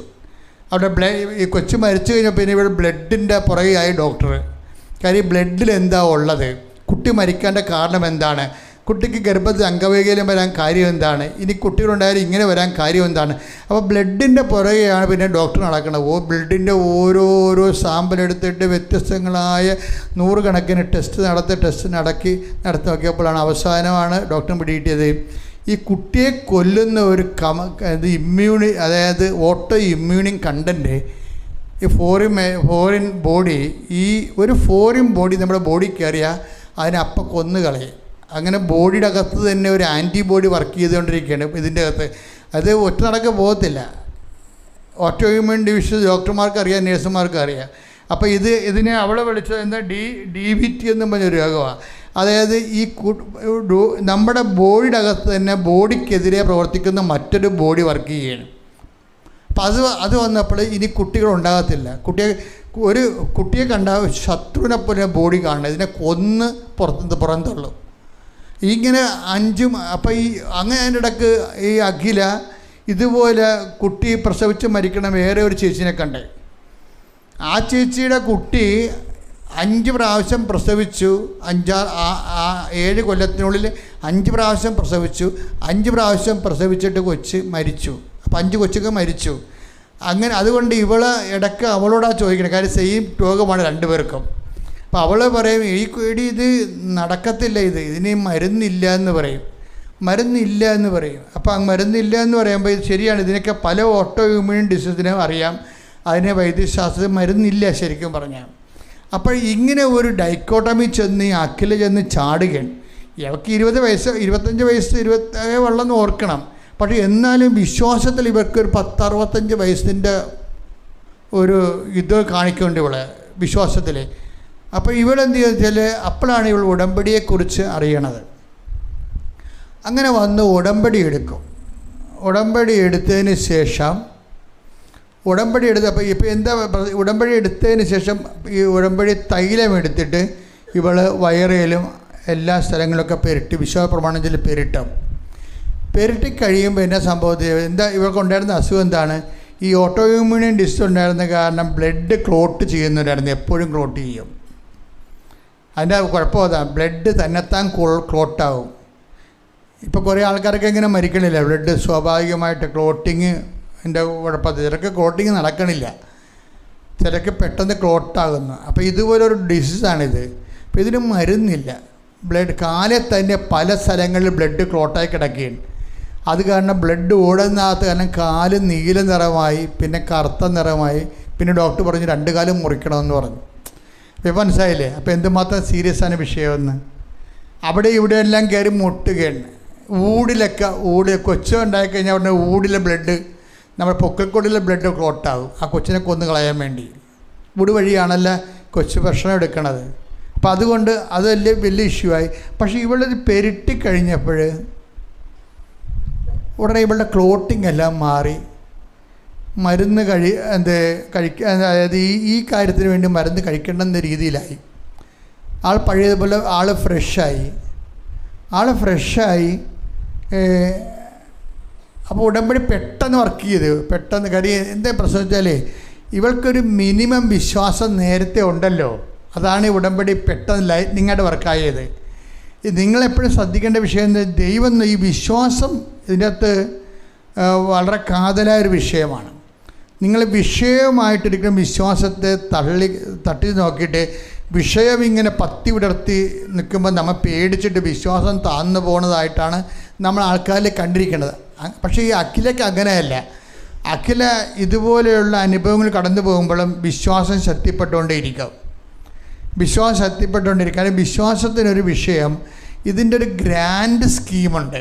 ഗ്രാൻഡ് സ്കീം എന്ന് വെച്ചാൽ നമ്മൾക്ക് ചില സബ്സിഡി, ചിലത് ഗ്രാൻഡ് എന്നൊക്കെ പറയത്തില്ല, അതുപോലെ ലോണ്. അതുപോലെ തന്നെ വിശ്വാസത്തിന് എവിടെയെങ്കിലും ഇടർച്ച വന്നാൽ അവളുടെ പഴയ ഫയലനുസരിച്ച് ദൈവമായിട്ട് ഇങ്ങനെ യോജിച്ച് പോകണം എന്ന് ദൈവത്തിന് ഇട്ടെറിഞ്ഞ് കളയണ ആളല്ല എന്ന് കണ്ടാൽ ദൈവം ഹെൽപ്പ് ചെയ്തുകൊണ്ടിരിക്കും. കാര്യം അത് ഓട്ടോമാറ്റിക്കായിട്ട് വരുന്ന ഹെൽപ്പിംഗ് ആണ്. കാര്യം നമ്മൾ പഴയ കാലങ്ങളിലൊക്കെ നിസ്സാര കാര്യങ്ങളൊക്കെ നിങ്ങൾ പ്രാർത്ഥന മുടക്കുകയും ചില കാര്യങ്ങളൊക്കെ മാസങ്ങളോളം പ്രാർത്ഥിക്കാതൊക്കെ ഇരിക്കുകയൊക്കെ ചെയ്യണില്ലേ, അതൊക്കെ എന്ത് അപകടമാണെന്നറിയാമോ? അപ്പം നിങ്ങൾക്ക് ഇത്തിരി സുഖം തോന്നും അല്ലേ? ഇന്ന് പോയി സിനിമയും കണ്ടുവച്ചും വന്നിരുന്നുവെച്ചും കൊന്ത പോലും ചെല്ലാ കിടന്ന് ഉറങ്ങുമ്പോഴൊക്കെ ഒരു സുഖമില്ലേ? ഈ കുറച്ച് കഴിയുമ്പോൾ ഒരു ഇഷ്യൂ ഉണ്ടാകുമ്പോഴാണ് ഈ ആൾക്കാർ പണി മേടിക്കാൻ പോണത്. അതാണ് എൻ്റെ വിഷയം വരണത്. ഫയർ എഞ്ചിന് പിടക്കത്തി പിടിക്കുമ്പോൾ ഫയർ എഞ്ചിൻ്റെ മൊബൈലെ ഫയർ എഞ്ചിൻ്റെ 100, 150, 158 104 അത് ഇങ്ങനെ ചോദിച്ചിരിക്കണേ, കത്ത് പിടിച്ചോണ്ടിരിക്കുകയാണ്. ഈ 108 മൊബൈൽ എടുത്തു വെക്കുമ്പോഴാണ് മൊബൈലിൽ അപ്പോൾ ചാർജും ഇല്ല, നെറ്റും ഇല്ല, തീർന്ന പരിപാടി. പിടക്കത്തി പിടിക്കുമ്പോഴേ മൊബൈൽ നമ്പർ പോലീസിനെ വിളിക്കാൻ, ഫയർ എഞ്ചിനെ വിളിക്കാൻ വേണ്ടി മൊബൈൽ എടുക്കുമ്പോൾ നെറ്റില്ലെങ്കിൽ ഉള്ള അവസ്ഥ എന്തായിരിക്കും? ഇതുപോലെ ഇരിക്കും നിങ്ങൾ ഇടക്കും തലക്കും ദൈവമായിട്ട് നിൽക്കാൻ നക്കാപ്പിച്ച കാര്യത്തിന് ഉടക്കി പ്രാർത്ഥനയും ജീവിത രീതിയൊക്കെ മുടക്കുമ്പോൾ ഉടമ്പടിയോടുകൂടി ഇതെല്ലാം റീസ്റ്റേറ്റ് ചെയ്യണം. പണ്ടേ ഇത് കലാപരിപാടിയായിട്ട് ആൾക്കാരുണ്ടാവും. ഇങ്ങനെ സ്ഥിരം എന്തെങ്കിലും കാര്യത്തിന് കുറച്ച് നാൾ ദൈവത്തോട് അടുത്ത് കുറേ ആൾക്കാർ, പിന്നെ കുറേ നാൾ പിശാചിനെ കൂടെ നടന്ന്, പിന്നെ ഒരു വിഷയമുണ്ട് ദൈവത്തോട് അടുത്ത്. ഇങ്ങനെ അങ്ങോട്ടും ഇങ്ങോട്ടും ആടിക്കളിക്കണ കൊച്ചുരാമന്മാരൊക്കെ എന്താ ചെയ്യേണ്ടതെന്ന് വെച്ച് കഴിഞ്ഞാൽ ഉടമ്പടിയോടുകൂടി അവർ കറക്റ്റ് ചെയ്യണം. ദൈവമായിട്ട് സത്യസന്ധമായി ജീവിക്കാനും കഴിഞ്ഞ കാലങ്ങളിൽ വന്നിട്ടുള്ള കാപട്യങ്ങളെ പരിഹാരം ചെയ്യാനും എല്ലാം പുതുതായിട്ട് തുടങ്ങിക്കൊണ്ട് ദൈവത്തെ നേരിട്ട് ദൈവമായിട്ട് കമ്മ്യൂണിക്കേറ്റ് ചെയ്യാൻ പറ്റിയ ഒരു കാലം നമ്മുടെ ജീവിതത്തിൽ ദൈവം ഉണ്ടാക്കി തന്നിരിക്കുകയാണ്. അതിനാണ് ഞാൻ നിങ്ങളോട് എപ്പോഴും പറയുന്നത്, മക്കളെ സാക്ഷ്യം കേൾക്കണേ. കാര്യം സാക്ഷ്യം എത്ര തവണ കേട്ടാലും നമുക്ക് ഉണ്ടാകുന്ന ഗുണം ദോഷം ഉണ്ടാകുന്ന ഗുണമേ ഉണ്ടാകത്തുള്ളൂ. എന്താ കാരണം വെച്ച് കഴിഞ്ഞാൽ ഓരോ മനുഷ്യന്മാർ ദൈവത്തെ കണ്ടുപിടിച്ചതും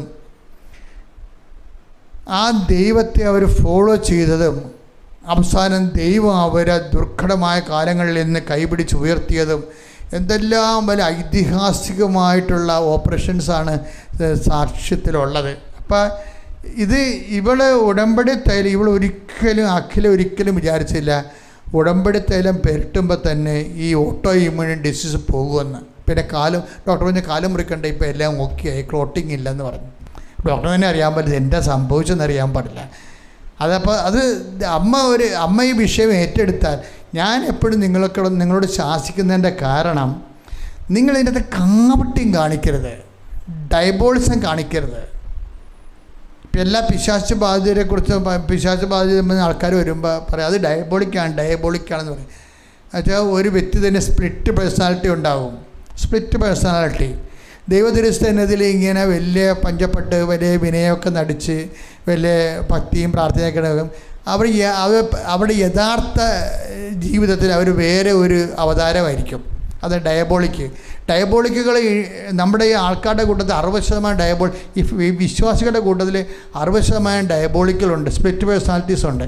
കാര്യം വെച്ചാൽ ദൈവത്തിരുസ്ഥനിധിയിൽ ഒരു തരത്തിൽ ഇങ്ങനെ പാഞ്ചാപ്പെട്ട് വലിയ കാര്യത്തിൽ കണ്ണിരൊക്കെ ഒഴുക്കി ആനകൂനെന്നൊക്കെ പറഞ്ഞ് പറഞ്ഞ് നിൽക്കും. പക്ഷെ അവിടെ യഥാർത്ഥ ജീവിതം വരുമ്പോൾ അവർ തനി കുണം കാണിക്കുകയും. അപ്പോൾ ഇത് ഒരു സ്വഭാവമായിരിക്കണം. അത് ഭയങ്കര വെല്ലുവിളിയാണ് ഉടമ്പടിയിലാണ്. നിങ്ങൾ ആരാണെന്ന് നിങ്ങൾ കണ്ടെത്തണം. ആ യഥാർത്ഥ നിങ്ങൾ ഒരിക്കലും ഉടമ്പടി ചെയ്യാൻ പറ്റുന്ന ആളായിരിക്കത്തില്ല മിക്കവാറും.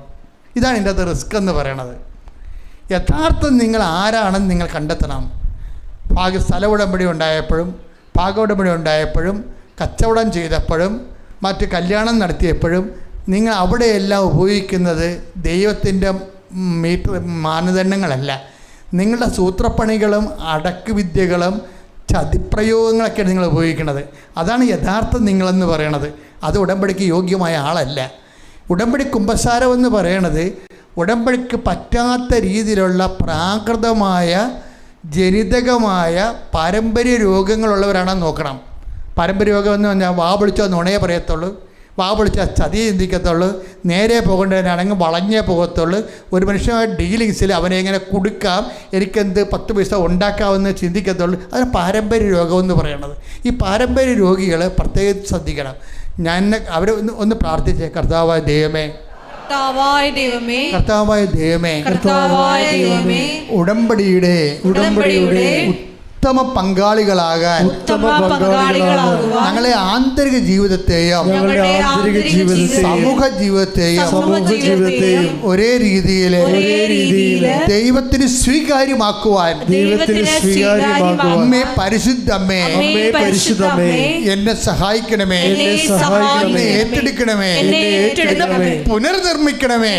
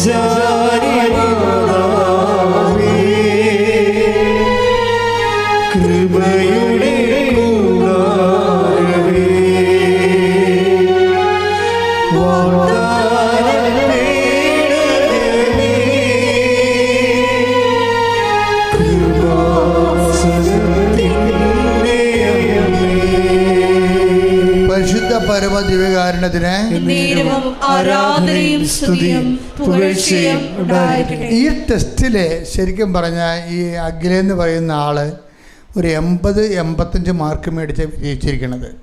എന്താ കാര്യം? കർത്താവിൻ്റെ സ്റ്റാൻഡിലാണ് അവിടെ നിൽക്കുന്നത്, വേറെ ആരും പറയാതെ കേൾക്കാതെ. ആ സ്റ്റാൻഡ് കറക്റ്റ് ചെയ്ത് പോകുമ്പോഴെന്ത് ചെയ്യും? ഇനി കർത്താവ് അവർക്ക് പുതിയ കുഞ്ഞിനെ കൊടുക്കും. നിങ്ങളെപ്പോഴും ഓർത്തേക്കണം, ഒരിക്കൽ കട്ടായെന്നും പറഞ്ഞ് പ്രാർത്ഥന മുടക്കരുത്. ഒരിക്കൽ എമിഗ്രേഷൻ പോയി, ഒരിക്കൽ ജപ്റ്റ് നടപടിയിൽ വിചാരിച്ച പോലെ കാര്യം നടന്നില്ല, പറമ്പ് വിറ്റില്ല, മകളെ കെട്ടിച്ചില്ല, വീട് വാങ്ങിക്കാൻ പറ്റിയില്ല. ഇങ്ങനെ ഒരു അടി എന്ന് പറയുമ്പോൾ തന്നെ ആ ഒറ്റ വിഷയം കൊണ്ട് എൻ്റെ മക്കൾ ഒരിക്കലും മനസ്സിടരുത്. മനസ്സിലായില്ലേ? അഖിൽ നിങ്ങൾക്ക് 10, 45, 50 വയസ്സ്, ഈ അഖിലേക്ക് 25 വയസ്സേ ഉള്ളൂ. ഇതൊക്കെ വിശ്വാസത്തിന് ഐതിഹാസിക രൂപങ്ങളാണ് ശരിക്കും. എനിക്ക് ഓർക്കണേ, പുതിയ തലമുറയെക്കുറിച്ച് എനിക്ക് പലപ്പോഴും പണ്ടൊക്കെ എനിക്ക് ഭയങ്കര ഉത്കണ്ഠയായിരുന്നു.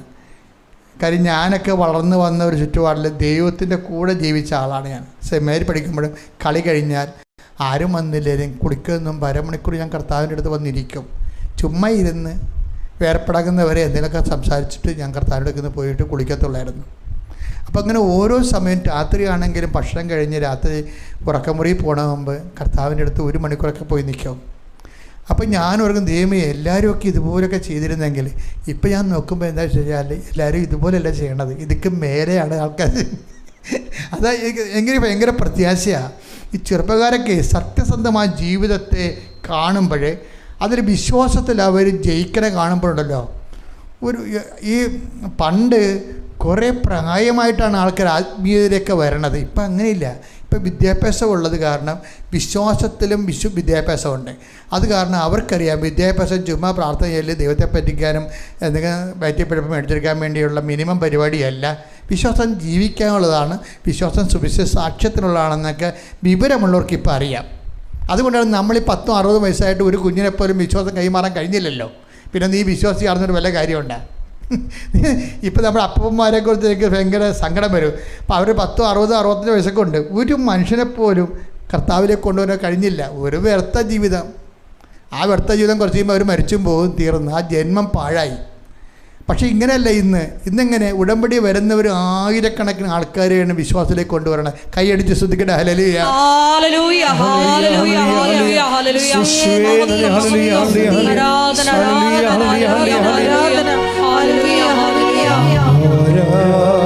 കൈകൾ വീശിക്കൊണ്ട്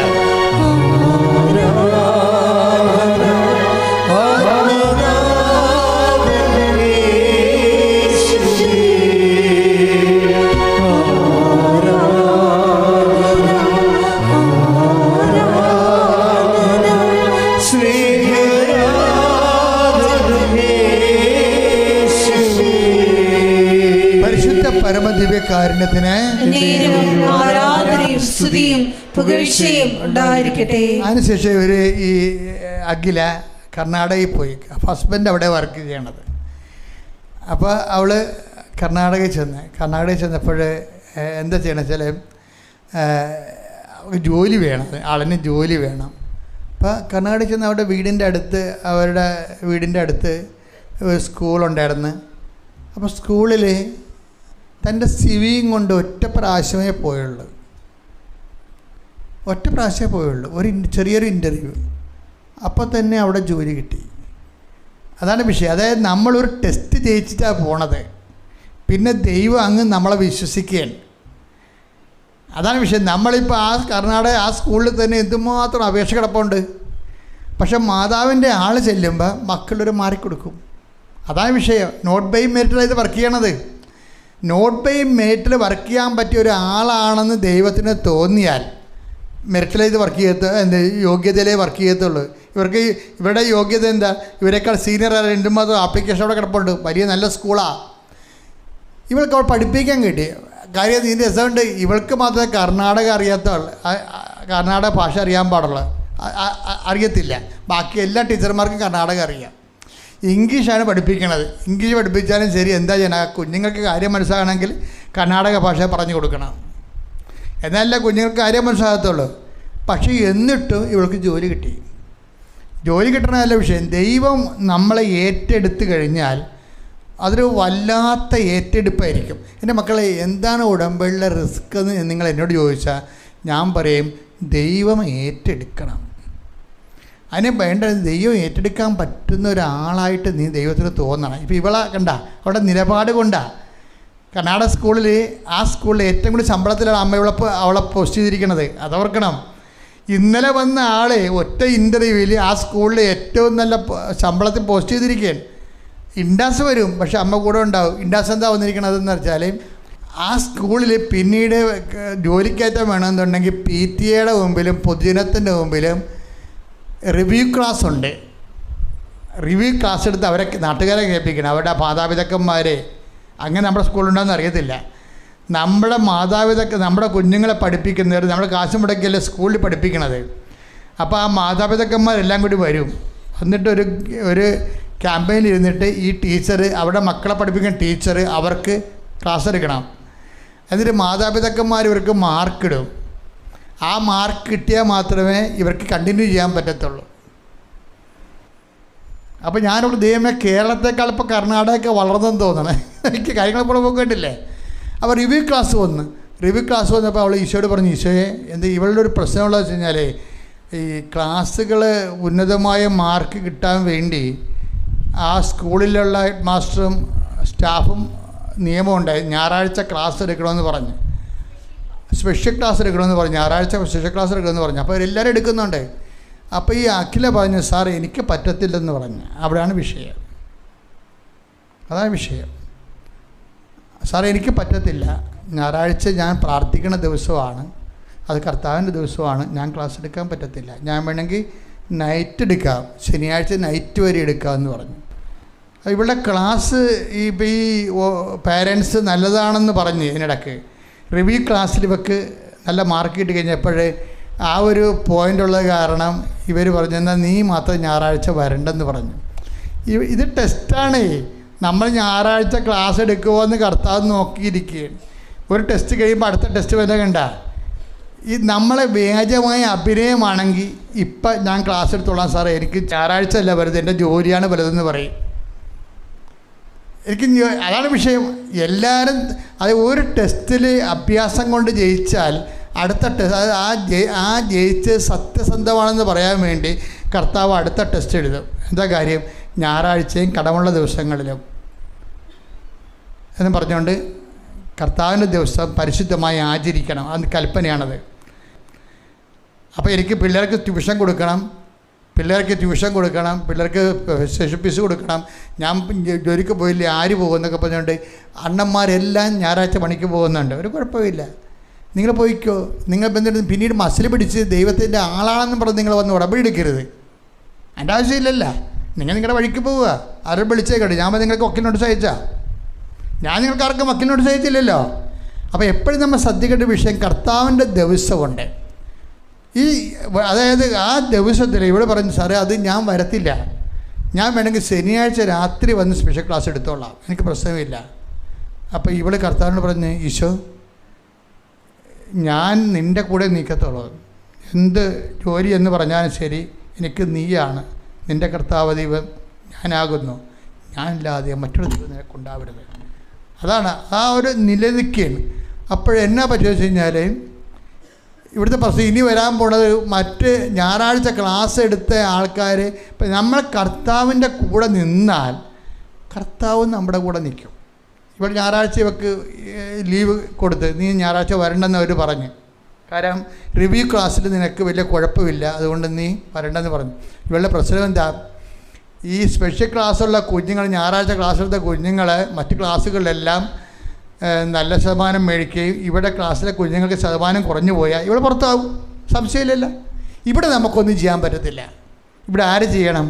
ഇവിടെ നമ്മൾ വിശ്വസിച്ച് ദൈവം തന്നെ ചെയ്യണം.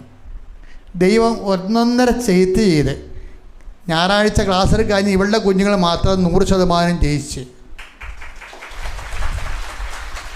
അതായത് ഇത് വിശ്വാസ ജീവിതമാണെന്ന്, എന്തുകൊണ്ടാണ് ഇടയ്ക്കിടയ്ക്ക് ടെസ്റ്റ് വരണത്? ഇത് വിശ്വാസ ജീവിതമാണെന്ന് ദൈവം തന്നെ നമ്മളെ ബോധ്യപ്പെടുത്തുകയും വിശ്വാസത്തിന് വില കൊടുക്കാൻ ഉള്ളവർ മാത്രം നിന്നാൽ മതിയെന്ന് പറയും, അല്ലാത്തവർക്ക് പോകാമെന്നും പറയും. ഈശോ, ഞാൻ അത്രയും പറയണില്ല, ഈശോ അങ്ങനെയാണ് പറയണത്. ഇത് വിശ്വാസ ജീവിതമാണ്. വിശ്വാസത്തിൻ്റെ ഡിമാൻഡ്സ് അനുസരിച്ച് ജീവിക്കാൻ പറ്റുന്നവർ മാത്രം നിലനിന്നാൽ മതിയെന്നാണ് ഞാൻ പറയത്തുള്ളൂ. പക്ഷേ ഈശോ അങ്ങനെ പറയണത്, അല്ലാത്തവർക്ക് പോകാമെന്ന് പറയും. അതാണ് വിഷയം. കാര്യം ലൈഫ് മൊത്തം ഇൻവെസ്റ്റ് ചെയ്തിരിക്കുകയാണ് ഇതിൻ്റെ അകത്ത്.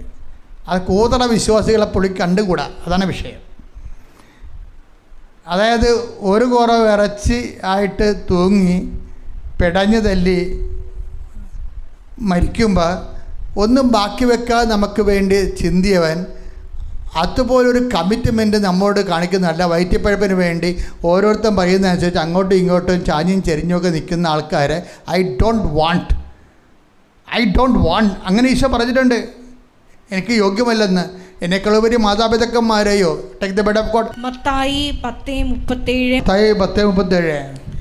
എന്നേക്കാൾ അധികം പിതാവിനെയോ മാതാവിനെയോ സ്നേഹിക്കുന്നവൻ എനിക്ക് യോഗ്യനല്ല. എന്നേക്കാൾ അധികം മാതാപിതാക്കന്മാരെ ബഹുമാനിക്കണമെന്ന് പറഞ്ഞ ആളാണ് ഇപ്പം പറയണം മാറി. ഇൻവെസ്റ്റ്മെൻറ്റ് കൂടിപ്പോയി. നിൻ്റെ അപ്പനെ അമ്മയേക്കാൾ കൂടുതൽ ഇൻവെസ്റ്റ്മെൻ്റ് ആയിപ്പോയി. ആ രക്തത്തോട് ഐക്യദാർഢ്യം പുലർത്തുന്നവനാണ് വിശ്വാസി എന്ന് പറയുന്നവൻ. കൈയടിച്ച് ശ്രദ്ധിക്കട്ടെ. ഹല്ലേലൂയ, ഹല്ലേലൂയ, ഹല്ലേലൂയ,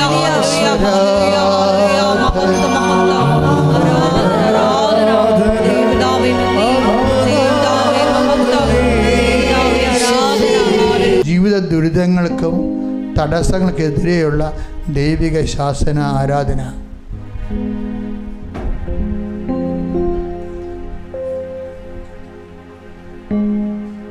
സന്തോഷത്തോടെ ഭക്തിയോടെ കർത്താവിൻ്റെ മക്കളെല്ലാവരും അനുഗ്രഹിക്കുന്ന സമയമാണ്. നിങ്ങൾ വെളുപ്പിനെ 3 മണിക്കും 4 മണിക്കൊക്കെ എഴുന്നേറ്റ് പോകുന്ന ആൾക്കാരാണ്. കർത്താവിനത് അറിയാം. അമ്മ മാതാവ് ജീവനോടെ പ്രത്യക്ഷപ്പെട്ട ഈ ഇടത്തിലെ കർത്താവിൻ്റെ വചനങ്ങൾ കേൾക്കാനാണ് നിങ്ങൾ വന്നത്. കർത്താവിൻ്റെ തിരുമുറുവാർന്ന വലതുകരത്താൽ എൻ്റെ മക്കളുടെ ശിരസിൽ കൈവച്ച് പ്രാർത്ഥിക്കുകയും അനുഗ്രഹിക്കുകയും നീ ഇപ്പോൾ അനുഭവിക്കുന്ന കണ്ണീരിൽ നിന്നൊക്കെ വിടു നൽകുന്ന സമയമാണ്. ശ്രദ്ധിക്കട്ടെ, ശ്രദ്ധിക്കട്ടെ, ശ്രദ്ധിക്കട്ടെ.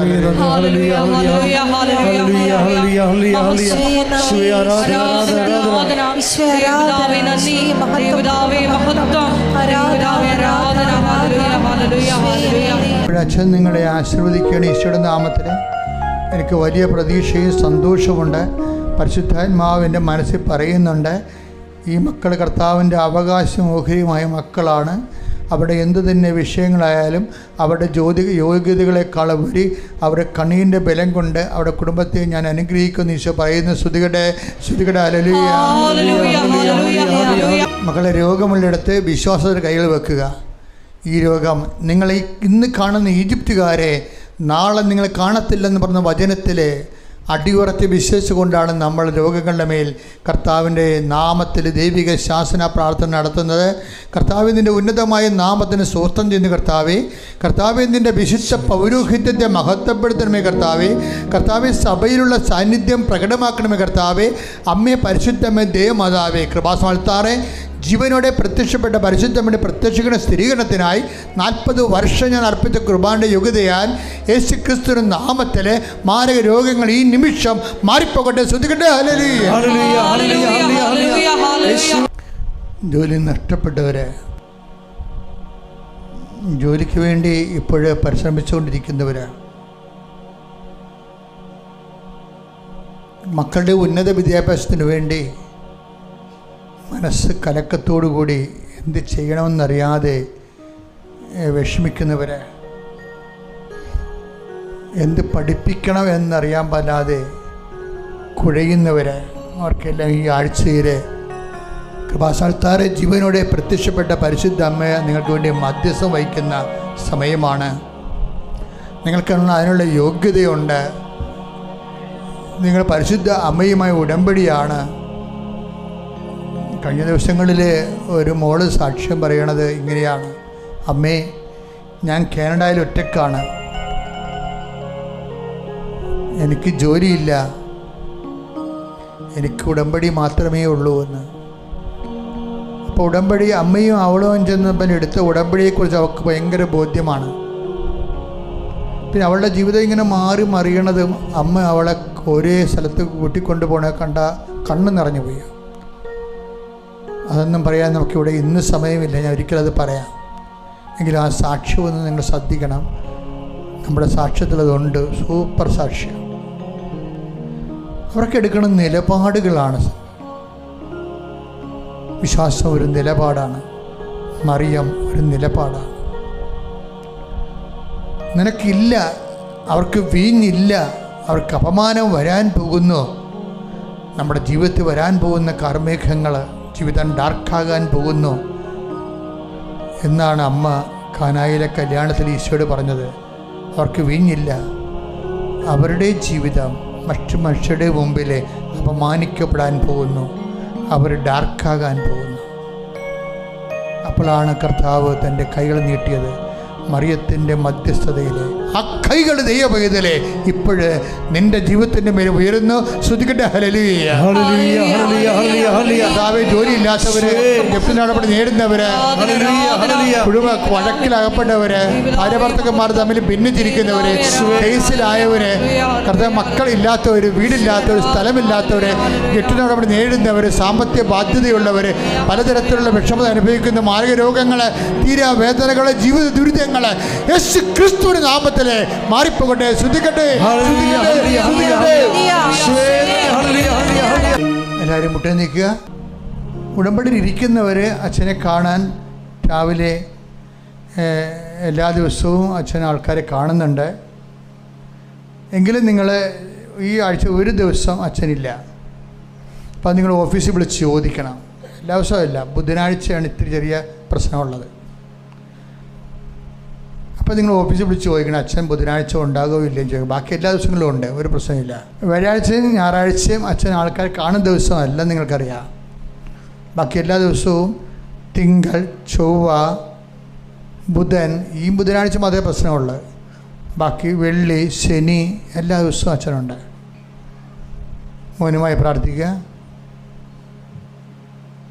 സമാപന ആശീർവാദം. ശിരസ് നമിച്ച് നമുക്ക് ദിവ്യകാരുണ്യനാഥന്റെ ആശീർവാദം സ്വീകരിക്കാം.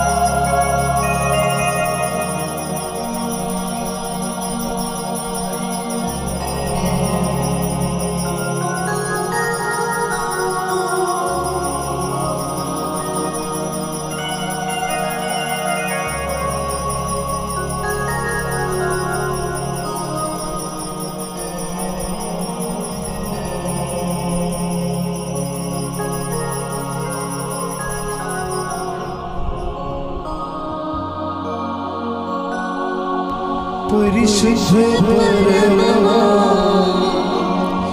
ദിവ്യകാരുണ്യമേ, ഇന്നും അങ്ങേക്ക് ആരാധന. പരിശുദ്ധ പരമമാ ദിവ്യകാരുണ്യമേ, ഇന്നും